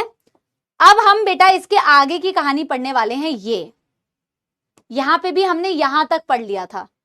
अब बेटा इसी के आगे कंटिन्यू कीजिए जी। देखिए देखो क्या कहती है एनसीईआरटी। देखो, you might be curious to know about the mechanism of generation of impulse and its conduction along a axon. आप बहुत ही उत्सुक होंगे, बेचैन होंगे ये जानने के लिए कि जनरेट कैसे होती है इंपल्स और वो एक ही एक्सॉन में कंडक्ट कैसे होती है, मतलब लास्ट तक कैसे कंडक्ट होती है, लास्ट तक एक्सॉन के कैसे पहुंचती है। When a stimulus is applied at a site, for example point A, इसीलिए मैंने बेटा डिवाइड करके बताया था ना। अब मैं आपको पास में एक और बार बेटा 1 करोड़ एक बार रिवाइज कराने जा रही हूं, ठीक है। तो बोला ये A वाली साइट पर जब स्टिमुलस अप्लाई होता है, पहले तो ये रेस्ट पर था, है ना। जैसे A वाले साइट पर बेटा स्टिमुलस अप्लाई होता है ऑन अ पोलराइज मेम्ब्रेन, ये पोलराइज मेम्ब्रेन है, रेस्टिंग मेम्ब्रेन पोटेंशियल को ही पोलराइज स्टेट बोलते हैं। तो जब पोलराइज मेम्ब्रेन पर ये अप्लाई होता है, site becomes freely permeable to sodium ion. What is the meaning of freely permeable? Means यहां पे सोडियम के वोल्टेज गेटेड चैनल्स खुल जाते हैं। और फ्रीली परमिएबल मतलब उसको जिस तरफ जाना है वो बड़ी आसानी से मूव करेगा। फ्रीली परमिएबल तो का मतलब है भैया पॉजिटिव है तो नेगेटिव की तरफ अट्रैक्ट होने लग गया। यहां पे जैसे ही सोडियम अंदर आएगा, this leads to rapid influx of sodium followed by reversal of polarity at that site. इसीलिए it is very important to divide the neuron in different sites. Oh good question, who hurt me, listen this carefully, okay. Because जिस site पर तुमने stimulus दिया है, हम सिर्फ उसी site की बात कर रहे हैं बेटा। यहां पर सोडियम अंदर आएगा जिस साइट पर स्टिमुलस अप्लाई हुआ, मेम्ब्रेन की पोलैरिटी रिवर्स हो गई, रिवर्सल ऑफ पोलैरिटी। कृपया करके ध्यान दीजिए कि मैम ने कितने अच्छे से पढ़ाया तुम्हें। Reversal in the polarity at that site, outer surface of the membrane becomes negative and inner side become positive. The polarity of the membrane at site A is thus reversed. Site A, good question. Site A is reversed and hence it is depolarized. अब जब इसकी polarity change होती है site A में, तो ये होता है depolarization. Depolarization, समझे कि नहीं? आगे देखो, electric potential difference across the plasma membrane at site A is called action potential, which in fact is called as nerve impulse. बोला यही जो पोटेंशियल चेंज होता है, यही जो पोटेंशियल चेंज होता है साइट ए पे +30 जो हुआ, इसी को आपने एक्शन पोटेंशियल बोला। अब आप कहेंगे मैम इन्होंने तो वो वाली चीज बताई ही नहीं है, थ्रेशोल्ड स्टिमुलस बताई है बेटा, अभी आगे समझोगे कि एनसीईआरटी तुम्हारे साथ बेटा तुम्हारी फीलिंग्स के साथ कैसे अभी खेलेगी। देखो दिया है पर डायरेक्टली नहीं दिया है, दिया है कि मिनिमम वैल्यू ऑफ स्टिमुलस होता है, क्योंकि आगे जब कंडक्शन होगा ना तो वही कॉन्सेप्ट अप्लाई होगा। दिया होता है बेटा, देखो अभी दिया होगा। यानी कि ये जो पोटेंशियल रिवर्स हुआ मैम, ये जो +30 तक पहुंचा, इसी को हम एक्शन पोटेंशियल कहते हैं, ठीक है। At site immediately ahead axon has positive charge, ये मैंने अभी पढ़ाया नहीं है बेटा, ठीक है, ये मैंने अभी पढ़ाया नहीं है। सीक्वेंस इज रिपीटेड, ये छोड़ दो, राइज फॉलोड बाय, ये लास्ट में बेटा दिया हुआ है, it is quickly followed by permeability. अब इसे थोड़ी देर रहने दो बेटा, क्योंकि ना इन्होंने क्या किया है, कंटिन्यूएशन में ना कंडक्शन भी समझा दी है। इन्होंने एक जगह पे सारे स्टेप्स को नहीं समझाया है कि डीपोलराइजेशन, फिर रीपोलराइजेशन, फिर हाइपरपोलराइजेशन, फिर रेस्ट। इन्होंने क्या किया है, एक जगह पे जब डीपोलराइजेशन होती है तो उसके बगल वाली साइड पे क्या हो रहा होता है, यानी कि कंडक्शन, उसको भी समझा दिया है। समझ रहे हो ना कितनी बढ़िया किताब है, बहुत बढ़िया है बेटा, बहुत बढ़िया। इसी से पेपर बनता है, वैसे रिस्पेक्ट करना है बुक की, है ना। तो इन्होंने एक ही जगह पे मतलब एक ही जगह पे कंडक्शन भी समझा दिया है। हमने पहले जनरेशन समझा, और जब आपको मैं कंडक्शन समझा दूंगी तो ये वाला पैराग्राफ हम समझेंगे। अब मैं आपको एक एनिमेशन दिखाती हूँ, क्योंकि ये तो बस इतना ही है बेटा, आगे कंडक्शन जब समझाऊंगी तो ये वाली चीज बताऊंगी। अब सबसे पहले बेटा हम क्या करते हैं, एनिमेशन देखेंगे, एनिमेशन। ओके जी, हाँ जी,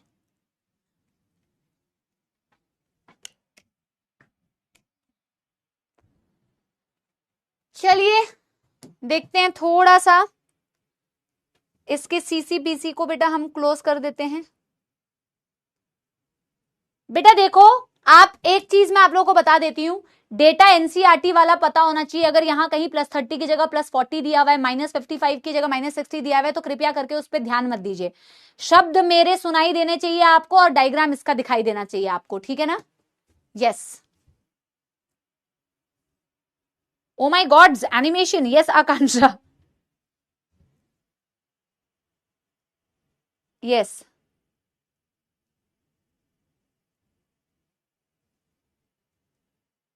देखो ये न्यूरॉन की मेम्ब्रेन दिखाई हुई है, ये क्या फट फट फट फट कंडक्शन दिखा दिया। देखो एक न्यूरॉन की मेम्ब्रेन दिखाई हुई है कि कैसे न्यूरॉन की मेम्ब्रेन अंदर से नेगेटिव होती है, बाहर से पॉजिटिव होती है। और जो ये बदलाव दिखाएंगे ना, ये दिखाएंगे जब स्टिमुलस आता है तो ये कैसे बदलती है और ये बदलाव कैसे आगे तक पहुंचता है, जिसको हमने पढ़ा। अभी न्यूरॉन की मेम्ब्रेन को दिखाने की बेटा कोशिश करेंगे कि न्यूरॉन की मेम्ब्रेन अंदर से नेगेटिव और बाहर से पॉजिटिव क्यों है, अंदर से नेगेटिव और बाहर से पॉजिटिव क्यों है। तो पहले तो डिफरेंस इन आयनिक कंसंट्रेशन आप देख लो। बाहर हरे वाले सोडियम ज्यादा दिख रहे हैं, अंदर नीले वाले यानी कि पोटेशियम ज्यादा दिख रहे हैं, और अंदर पिंक कलर के जो ये बबल बबल जैसे दिख रहे हैं बादल, ये तुम्हारे नेगेटिवली चार्ज प्रोटीन्स है, जो मैं ऑलरेडी आपको रेस्टिंग मेम्ब्रेन पोटेंशियल पे पढ़ा चुकी हूं कि किस वजह से मेम्ब्रेन अंदर से नेगेटिव और बाहर से पॉजिटिव होती है। लिपिड बाइलेयर दिखाई है और ये एक्टिव पंप दिखाया, तो कृपया करके इसको ध्यान से देखिए, ठीक है?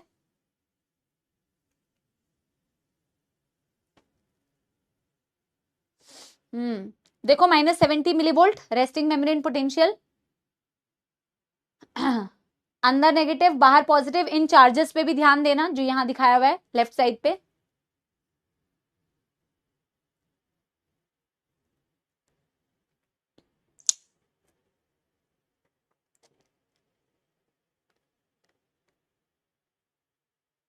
ये देखो एक्टिव पंप से 3 सोडियम बाहर गए, 2 पोटेशियम अंदर आए, एक एटीपी का इस्तेमाल करके। ये क्या दिखाया एक बार ध्यान देना। सबसे पहले तो ये दिखाया कि आप ये देखो, सबसे पहले तो ये दिखाया कि आप आयन का डिफरेंस देख लो कि बाहर सोडियम ज्यादा है, अंदर पोटेशियम ज्यादा है, अंदर नेगेटिवली चार्ज प्रोटीन्स है। और जो मेन फैक्टर इसको मेंटेन कर रहा है कि बाहर सोडियम ज्यादा ज्यादा रहे, अंदर पोटेशियम ज्यादा ज्यादा रहे। सोडियम पोटेशियम एक्टिव पंप से 2 पोटेशियम अंदर, 3 सोडियम बाहर। अब स्टिमुलस आएगा, जैसे ही स्टिमुलस आता है तो वो लिगैंड चैनल्स खुलते हैं, जैसे कि मैंने आपसे कहा था, और जिससे कि बेटा सोडियम की एंट्री होती है। ये देखो ये दिखाया है कोई केमिकल लिगैंड चैनल्स को खोलता है, सोडियम की एंट्री करवाता है डेंड्राइट्स पे। सोडियम तेजी से अंदर आते हैं तो अंदर का जो ये माइनस है ना बेटा, ये कम माइनस हो गया। देखो क्या मस्त दिखाया है, इन लोगों की एनिमेशन क्या बढ़िया है। देखो पॉजिटिव नहीं हुआ ना, लिगैंड चैनल से स्टिमुलस आने पर, ये इसको स्टिमुलस माना, मान लो कि स्टिमुलस आया, सोडियम अंदर आए, तो ये जो बहुत माइनस था ना -70, ये थोड़ा कम माइनस हो गया, -55 हो गया, जिसे थ्रेशोल्ड बोला। कितना बढ़िया दिखाया बेटा, है ना? और जैसे ही -55 अचीव होता है तो अब क्या होता है बेटा, अब वो पूरी इवेंट स्टार्ट होगी, डीपोलराइजेशन रीपोलराइजेशन वाली। सोडियम आयंस यहां पे बेटा -55 करवाते हैं, और जैसे ही ये -55 करवाते हैं तो यहां पे एक्सॉन वाली जगह पे सोडियम वोल्टेज गेटेड चैनल्स खुलेंगे और वो पूरा कार्यक्रम स्टार्ट होगा। वो भी दिखाएंगे अभी, यहाँ आई होप दिखाएंगे। हाँ, ट्रिगर जोन का हमें मतलब नहीं है भैया, हमें ट्रिगर जोन मत दिखाइए, हमें आगे का जोन दिखाइए। चलिए जी, देखिए अभी दिखाए हुए sodium voltage gated channel, potassium voltage gated channel. कृपया करके ध्यान से सुनिए, अभी तुम्हारे पोटेशियम के ढक्कन बंद है, सोडियम वोल्टेज गेटेड चैनल्स के ढक्कन खुले हुए हैं। सोडियम वोल्टेज गेटेड चैनल्स के ढक्कन से सोडियम की किस दिशा में एंट्री हो रही है ताकि मेम्ब्रेन डीपोलराइज करे, तो डीपोलराइज के लिए सोडियम देखो अंदर आ रहे हैं। अब इस नेगेटिव चार्ज को ऑब्जर्व करना, ये नेगेटिव पॉजिटिव हो जाएगा, ये नेगेटिव पॉजिटिव हो जाएगा, मेम्ब्रेन डीपोलराइज कर गई। जैसे ही +30 पहुंच गया ना बेटा, +30 पहुंचते ही देखो -70 से पहले -55 होगा, ये +40 नहीं है +30 है, ठीक है ना? और जैसे ही -55 होता है सोडियम वोल्टेज गेटेड चैनल्स खुलते हैं, सोडियम की बेटा मूवमेंट होती है, और जैसे ही बेटा सोडियम की मूवमेंट होती है तो आपकी -55 से +30 पहुंचती है, जिसे बोला जाता है बेटा क्या, जिसे बोला जाता है इंपल्स या एक्शन पोटेंशियल। देखो फिर से वही चीज दिखा रहे हैं, ग्राफ में दिखाएंगे कि ग्राफ कैसे ऊपर पॉजिटिव की तरफ बढ़ रहा है। देखना सोडियम की एंट्री होगी, धीरे धीरे जैसे ही सोडियम एंटर करेगा, ग्राफ को भी ऑब्जर्व करना, -55 से ये बढ़ रहा है, प्लस की तरफ जा रहा है है ना, और ये माइनस भी बेटा छोटा होते होते प्लस हो जाएगा। देखो और सोडियम एंटर करेंगे। इट्स अति सुंदर एनिमेशन बेटा, अति सुंदर एनिमेशन, बहुत ही बढ़िया। मैम का बहुत पसंदीदा एनिमेशन है ये, हर क्लास में दिखाती हूँ। इस वाले वीडियो पे अर्जुनास के और यकीनियंस के बड़े कमेंट्स होंगे, है ना। देखो कहां तक पहुंच गया, जैसे ही +30 तक पहुंच जाता है ये क्लोज। अब कौन खुलेंगे, पोटेशियम के चैनल्स। पोटेशियम बाहर जाने लगेंगे, ग्राफ नीचे आ रहा है। अब भैया ये तब तक ही खुले रहने चाहिए थे जब तक -70 ना पहुंचो, बट इसका ढक्कन ही बंद नहीं हो रहा है भैया। सपोला है ये हमारा वही सपोला है जो स्पैमिंग करता है। -70 में भी इसका ढक्कन बंद नहीं हुआ भैया, और पोटेशियम बाहर चले जाएंगे। और जैसे ही और पोटेशियम बाहर चले जाएंगे तो देखिए ग्राफ में, ग्राफ की स्थिति देखिए, -70 से -90 हो गया और -90 हाइपर पोलराइज हो गया। लेकिन इसके बाद बेटे ढक्कन क्लोज हो जाएंगे, आपके सोडियम लीकी चैनल्स काम करेंगे और फिर से आप रेस्टिंग मेम्ब्रेन पोटेंशियल को अचीव कर पाएंगे। Yes, oh my mine's, my God, such awesome video and such awesome teaching, wow. चलिए जी, आई होप बेटा, देखो कुछ कुछ टॉपिक्स होते हैं ऑफ कोर्स बेटा, जहां एनिमेशन की जरूरत है आपको दिखाई भी जाती है ना, आपको बताया भी जाता है। एंड वैसे तो टॉपिक ही हमने इतने अच्छे से पढ़ा है कि आपको ऑलरेडी टॉपिक से बेटा समझ आ जाना चाहिए, है ना। बट दीज आर सपोर्टिव, या आपको सपोर्टिव हैं आपके टॉपिक। जो आपने पढ़ा एग्जैक्टली आपने उसी चीज को बेटा इस डायग्राम में पाया या नहीं, बताइए। जो आपने पढ़ा एग्जैक्टली वही चीज नहीं थी। ओह माय गॉड्स, या यू नो, आई नो, या 2-3 शब्द बोल दो। ओम, आई नो, या आई नो, या, ठीक है ना। चलिए इसी बात के साथ में बेटा शुरू करते हैं कंडक्शन वाला टॉपिक। कंडक्शन का टॉपिक भले ही खत्म ना हो पाए बट शुरू तो हो ही जाएगा। अब हम बेटा बी और सी वाली साइट की बात करेंगे, है ना। तो वो जो mister question that hurt me, वो सुनिए जरा ध्यान से। तो हम लोग देखेंगे बी और सी में क्या हो रहा है। अभी तो बेटा तुमने एक पर्टिकुलर साइट के बारे में पढ़ा कि एक पर्टिकुलर साइट में क्या हो रहा है। न्यूरॉन तो बहुत लंबी है, एक्सॉन तो बहुत लंबा है। तुमने एक जगह पे इनिशिएट तो करा दिया है, बट आगे इस इंफॉर्मेशन को तुम्हें एक्सॉन के एंड तक पहुंचाना है। क्यों पहुंचाना है? क्योंकि भैया फिर तुम आगे इंफॉर्मेशन को पास भी तो करोगे ना। एक न्यूरॉन दूसरे न्यूरॉन को इन्फॉर्मेशन देगी, नहीं तो एक मसल को इन्फॉर्मेशन देगी, नहीं तो बेटा एक ग्लैंड को इन्फॉर्मेशन देगी, किसी ना किसी को तो इन्फॉर्मेशन देगी। इन्फॉर्मेशन देने के लिए बेटा एंड तक इन्फॉर्मेशन को लेके भी तो जाना पड़ेगा ना। तो करते हैं बेटा, हेडिंग डालते हैं transmission of impulse, sorry conduction of impulse. Heading डालते हैं क्या बेटा? Yes everybody, conduction of impulse. Conduction of impulse. Conduction का मतलब मैम ने क्या समझाया था बेटा? एक सिंगल एक्सॉन में इंफॉर्मेशन कैसे ट्रैवल करती है उसे बोला जाता है कंडक्शन। एक न्यूरॉन से दूसरे न्यूरॉन, दूसरे ग्लैंड, दूसरे मसल में इंफॉर्मेशन के जाने को बोला जाता है ट्रांसमिशन। कंडक्शन का मतलब होता है अक्रॉस अ सिंगल एक्सॉन। आप सिंगल एक्सॉन की बात करते हैं, ठीक है। What is the meaning of conduction? Across single axon. Comments में तो बेटा तुम्हारा प्यार इतना कम हो जाता है, तब कहीं नहीं बताते कि आपका लेक्चर बहुत अच्छा था मैम। तब भी बताया करो भैया, एनिमेशन बहुत अच्छा था मैम, आए बड़े, तब तो तुम्हारा प्यार कम दिखता है मुझे। अक्रॉस सिंगल एक्सॉन, एक सिंगल एक्सॉन के अक्रॉस बेटा इंफॉर्मेशन को पास करने को कहा जाता है कंडक्शन। एक सिंगल एक्सॉन में इंफॉर्मेशन कैसे पास हो रही है। You are going to love it because physics is your favourite subject, so you are going to love it बेटा because it's all physics. Yeah, this is all physics. The most favorite subject of PVNs. Yeah? So you're going to love this topic of physics, बेटा। समझ रहे हो कि नहीं? ठीक है ना? तो कैसे बेटा across a single axon information कैसे बेटा एंड तक पहुंचती है, इसको हम समझेंगे।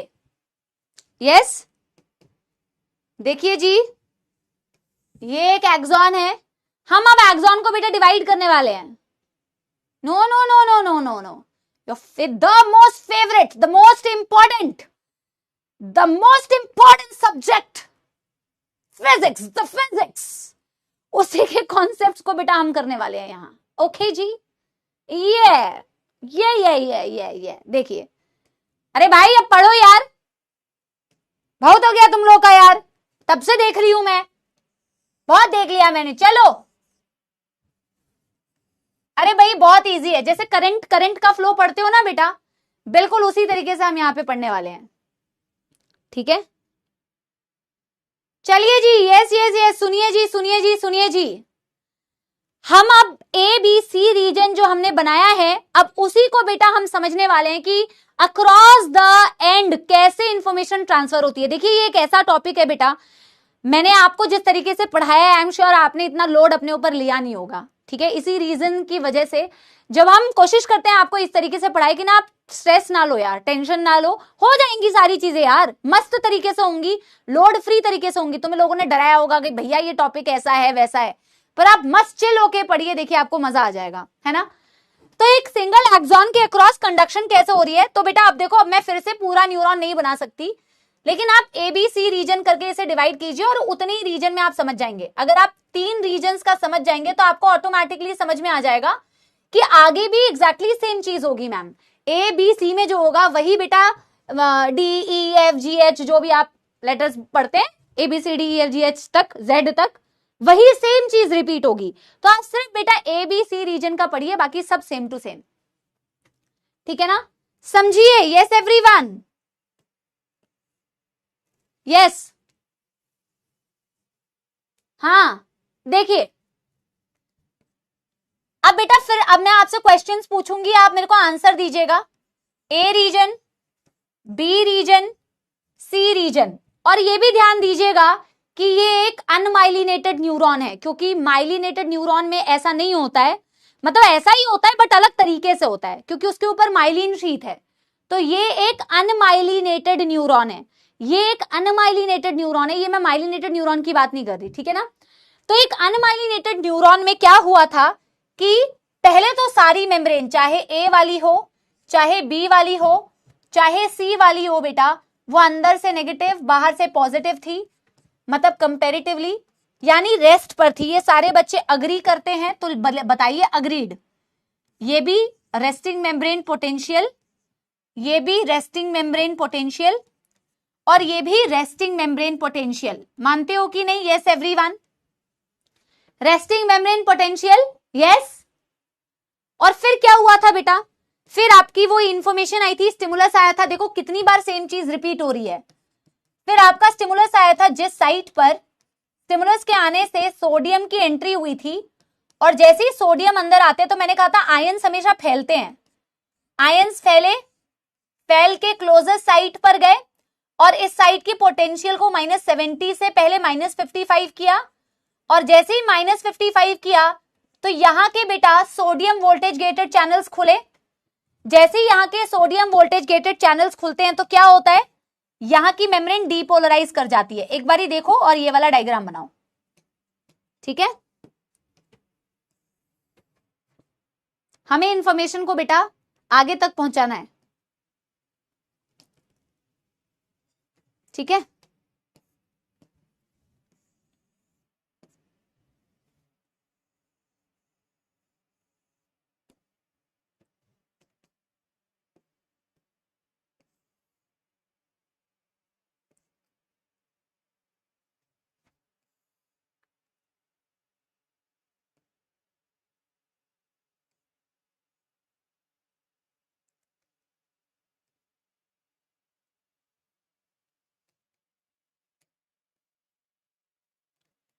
यहां पे क्या हुआ, यहां के -55 पहुंचते ही सोडियम वोल्टेज गेटेड चैनल्स खुले होंगे बेटा। ए साइट की मैं बात करूं, Na+VGC, अभी आपका जो बी और सी है उसमें तो कोई दुख दर्द समस्या नहीं है, वो तो अभी भी रेस्ट पर है।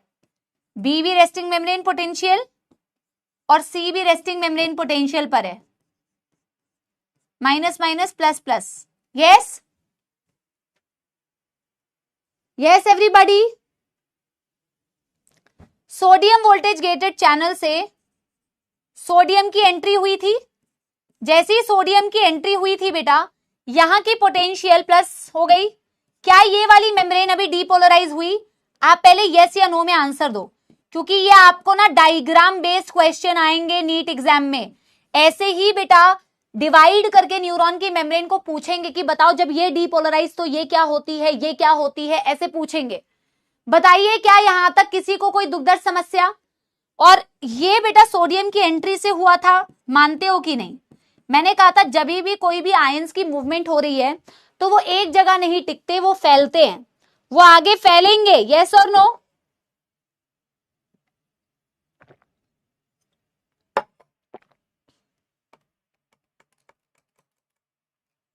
फैलेंगे। कहां फैलेंगे बेटा? आप वहीं तक जा सकते हो जहां तक आपकी पहुंच है ना, जहां तक आपकी पहुंच है आप वहीं तक जा सकते हो। मतलब कि इसकी पहुंच इसके नियरेस्ट साइड तक होगी। जैसे कि जब डेंड्राइट्स में बेटा सोडियम लिगैंड चैनल से सोडियम एंटर किए थे तो वो अपने नियरेस्ट साइड तक जा पाए थे। उसकी नियरेस्ट साइड थी सबसे क्लोजेस्ट एक्सॉन। अब इसकी नियरेस्ट साइड क्या है बेटा? बी। इसीलिए हम ए बी सी साइड की बात करते हैं, इसीलिए हम ए बी सी साइड की बात करते हैं। इसकी नियरेस्ट साइड क्या है मेरे प्यारे सपोलो? और प्लीज प्लीज मेरे प्यारे सपोलो, फिजिक्स कितना प्रिय सब्जेक्ट है तुम्हारा, है ना? प्लीज गलत आंसर मत करना बेटा, it's all joke, okay? Don't take it seriously, okay? चलिए आइए, मतलब कि सही आंसर देना भैया। ये तो बायोलॉजी में पढ़ा तुमने, अभी फिजिक्स क्या पढ़ रहे हो? ये यहाँ अभी मैंने पढ़ाया तुम्हें। अब अगर तुम गलत आंसर दोगे तो भैया, क्या बोला था मैंने कि सोडियम मूव करेगा, सोडियम मूव करके नियरेस्ट साइड तक जाएगा। नियरेस्ट साइड पे तो अभी मेम्ब्रेन रेस्ट पर है ना बेटा, नियरेस्ट साइड पे तो मेम्ब्रेन अभी रेस्ट पर है, -70 पे है। लेकिन जैसे ही ये सोडियम यहां मूव करके जाएगा तो यहां पे क्या होगा आप मुझे बताइए, बताइए। अरे नलायकों, बी तो मुझे भी पता है, बी पे जाएगा, बी बी बी बी लिख रहे हैं। अरे भैया ये बताइए कि यहां होगा क्या, यहां होगा क्या, ये बताइए। क्या यहां वही चीज होगी? क्या यहां वही चीज होगी जो चीज आपने यहां पे की थी? जो चीज आपने यहां पे की थी, क्या एग्जैक्टली वही चीज होगी? नहीं। डीपोलराइजेशन बोलोगे तो मार पड़ेगी। गलत गलत गलत। जिसने डीपोलराइजेशन लिखा तो गलत। क्या डीपोलराइजेशन ऐसे होता है? क्या डीपोलराइजेशन ऐसे होता है? डीपोलराइजेशन तो बेटा सोडियम वोल्टेज गेटेड चैनल्स खुलने की वजह से हुआ है। अभी तो डीपोलराइजेशन हो ही नहीं सकता है। अभी आप पहले ये बोलेंगे कि आपकी जो ये वाली मेम्ब्रेन है, इस पर बेटा जब आयंस मूव करके जाएंगे तो यहां ये पहले -70 से -55 होगा, जो मैक्सिमम बच्चों का आंसर है आपकी क्लास में। And I am so proud of you, I am genuinely so proud of you, क्योंकि ये आपको सच में अपनी एनसीईआरटी में नहीं मिलेगा। खोल के देखिए, बट कंसेप्ट मिलेगा। मेडिजी में मिलेगा बट इसमें नहीं मिलेगा, और कंसेप्ट मिलेगा, कंसेप्ट एक्सप्लेन किया हुआ है बट बिना इसको बताए। और इसको बिना बताए आप समझ ही नहीं सकते हैं बेटा कि एक्चुअल में आपको मेम्ब्रेन पे हर जगह स्टिमुलस बाहर से नहीं देना पड़ता। स्टिमुलस तो एक बार आता है, स्टिमुलस तो एक बार आता है, स्टार्टिंग में आ चुका है। अब हर बार यहां पे स्टिमुलस, यहां पे स्टिमुलस, यहां पे स्टिमुलस, यहां पे स्टिमुलस, बार बार स्टिमुलस थोड़ी देते रहेंगे। यही काम बचा है जिंदगी में, बार बार स्टिमुलस नहीं देना पड़ता बेटा। आपकी स्टिमुलस ऑटोमेटिकली जनरेट हो जाती है। देखो ना, जैसे यहां डीपोलराइजेशन हुई, सोडियम एंटर किए, सोडियम अपनी करीब वाली साइट पे मूव करके चले गए बी वाली साइट पर, तो बी वाली साइट पे ऑलरेडी थ्रेशोल्ड स्टिमुलस जनरेट हो जाता है। बी वाली साइट पर थ्रेशोल्ड ऑटोमेटिकली जनरेट हो जाता है। और जैसे यहां थ्रेशोल्ड जनरेट होता है तो अब क्या होगा आप मुझे बताइए, अब क्या होगा मुझे बताइए। बी वाले पे जैसे थ्रेशोल्ड जनरेट हो जाता है, बी पे क्या होगा आप मुझे आप बताइए। मैं यहां पे साइड में लिखती हूं, sodium from site A move to nearest site B, nearest site B, sodium VGC opens and membrane depolarization. शाबाश, see you all got the concept right. जिसने भी आंसर दिया है यानी कि वेल डन, आपको कॉन्सेप्ट समझ में आ गया, उतना ही मेरे लिए सक्सेसफुल होगी क्लास। एंड मैं जेन्युइनली बता रही हूं, आपने बहुत बेहतरीन आंसर दिए हैं, क्योंकि आपके आंसर्स का जो रेशियो है सही आंसर्स का वो बहुत ज्यादा है. That means good job, good job. Okay, and good job you guys, good job. सही दिया बेटा, बिल्कुल सही, गुड. ठीक है. Sodium move from site A to site nearest site B, -70 to -55 achieved. That push opening of sodium VGC at B. पहले इसे note करो, फिर मैं बेटा अगले पेज पे लिखवाऊंगी इसे नोट करो, फिर अगले पेज पे मैं अब दिखाऊंगी कि जब तक बी पे सोडियम वीजीसी खुलते हैं तो ए पे क्या होता है. यही तो बेटा होता है, और यही आखिरी मतलब वो है डायग्राम.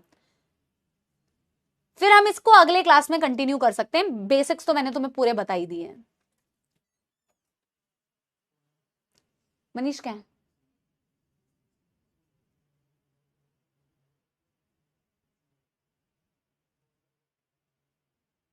डन हो जाए तो एक बार ही बता दो.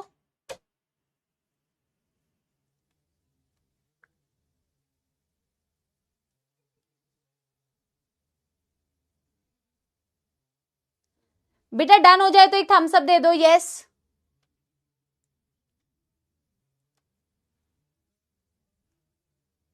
Done done done done. आखिरी डायग्राम बनवा दूं, है ना. कुछ कुछ क्लासेस लेके we also feel very good, and this is one of those classes where I have felt very very nice, है ना, बिकॉज आपका भी पार्टिसिपेशन बहुत अच्छा रहा. इसीलिए इसी डायग्राम को मैं अगले मतलब नेक्स्ट जो डायग्राम है उसे कंटिन्यू कर रही हूं. मेरे पास तो नहीं है जगह बोर्ड में, आप इसको कंटिन्यू करके लिखिए. अब क्या हो रहा है, ये एक आखिरी डायग्राम न्यूरॉन का आज के लिए बना रही हूं, आज के लिए. ठीक है. अरे भैया, ए बी सी 3 रीजन्स हो गए.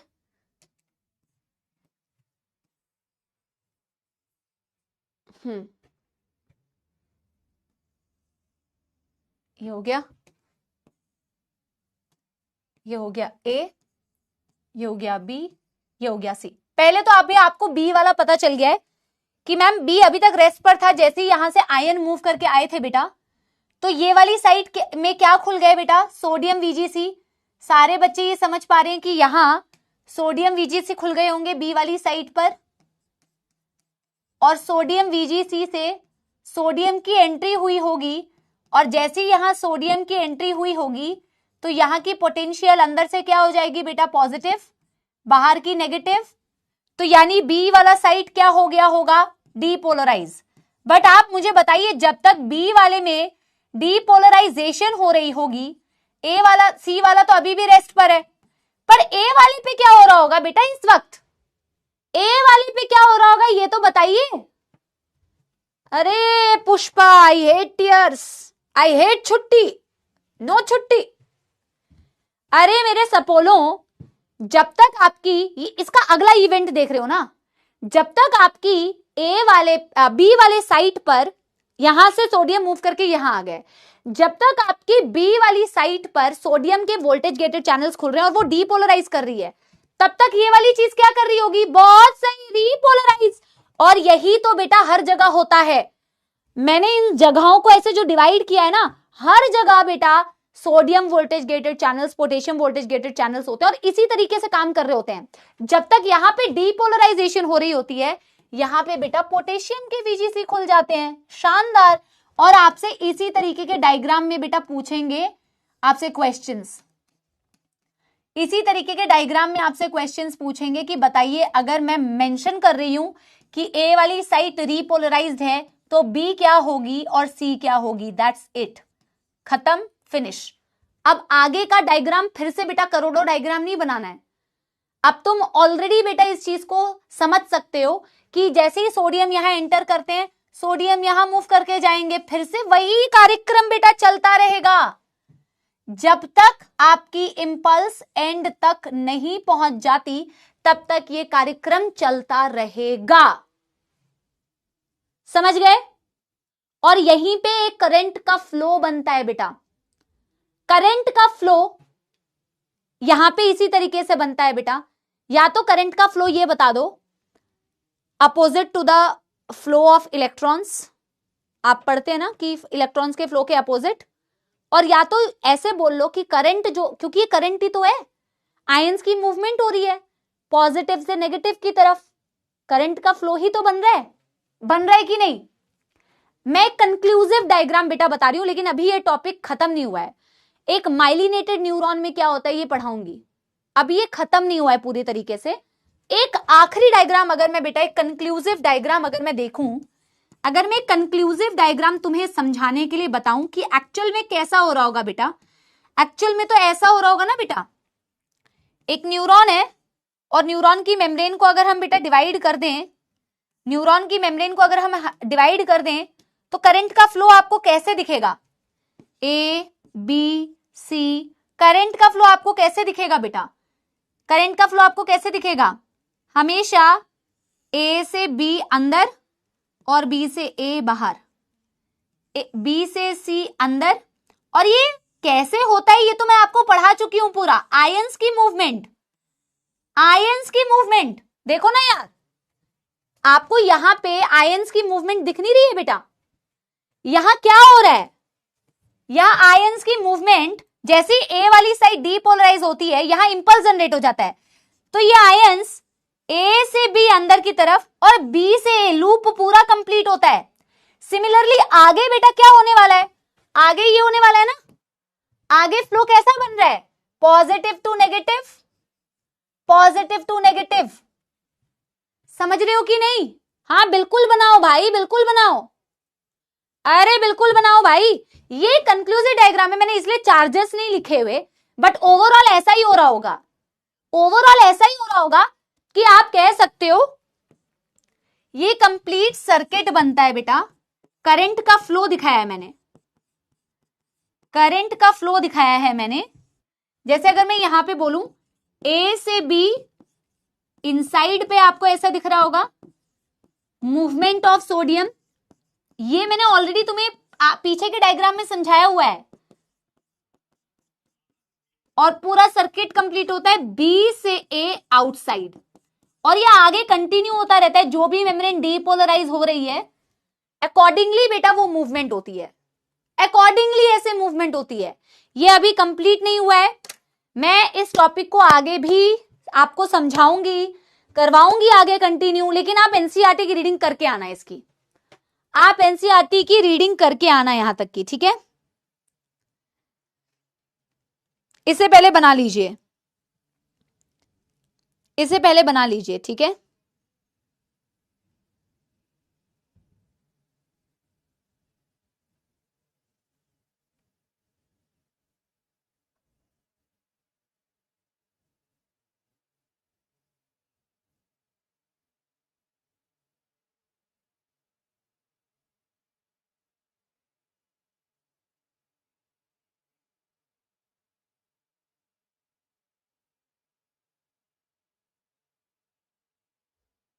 Done. Tomorrow neuron touching song, ये क्या होता है? चलिए मैं एनसीईआरटी की रीडिंग छोड़ के जा रही हूं, एनसीईआरटी की रीडिंग में छोड़ के जा रही हूं। बहुत बहुत धन्यवाद इतनी अच्छी तरीके से बेहतरीन क्लास को करने के लिए। समय भी हो चुका है समाप्त। डन। चलिए, आउटसाइड में भी आयंस की मूवमेंट होती है, आउटसाइड में भी आयंस की movement, it's always the movement of ions, outside also movement of ions,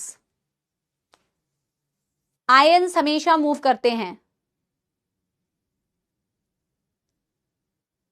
ठीक है? चलिए मैं आप लोगों को एक गाना सुना रही हूं, ठीक है?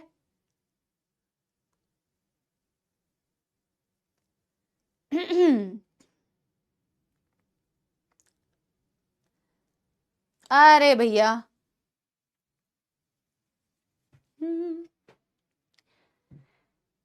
भाई मैंने ना, मुझे पता ही नहीं है कि तुम्हें मैंने ये गाना सुनाया हुआ है नहीं सुनाया हुआ है, मुझे नहीं पता है, पर मैं सुना देती हूँ, ठीक है? मैंने सुना है क्या तेरी मेरी आधी है कहानी, सुना है क्या? सुनाया है तो फिर वापस से सुन लो, ठीक है ना? यस। तेरी मेरी आधी है कहानी, तेरी मेरी बाकी है कहानी, आ गई वो मोड़ पर तू गया जो, छोड़ कर मेरे दिल को तोड़ कर क्या मिल गया। पास हो तो बुरा, दूर हो तो बुरा, ऐसा मेरे खुदा क्यों है। तू ही तू हर जगह आजकल क्यों है, रास्ते हर जगह सिर्फ तेरा पता, मुझसे पूछे भला क्यों है। ठीक है? Oh my gods is my favorite dialogue, Manish, you know. Yeah, where were you? I was searching for you, Manish. Yes. वैसे आज मुझे एक बंगाली गाना याद आ रहा था, पर मेरे को लगा मैंने वो तुम्हें सुनाया हुआ है, तो मुझे याद आ रहा है, तो आज मैं 2 गाने सुनाऊंगी, ठीक है? यस, शायद मैंने तुम्हें सुनाया होगा, but how does it matter, तुम्हें तो सुनना ही पड़ेगा बेटा जो मैं सुनाऊंगी। हाँ, तो एक गाना है,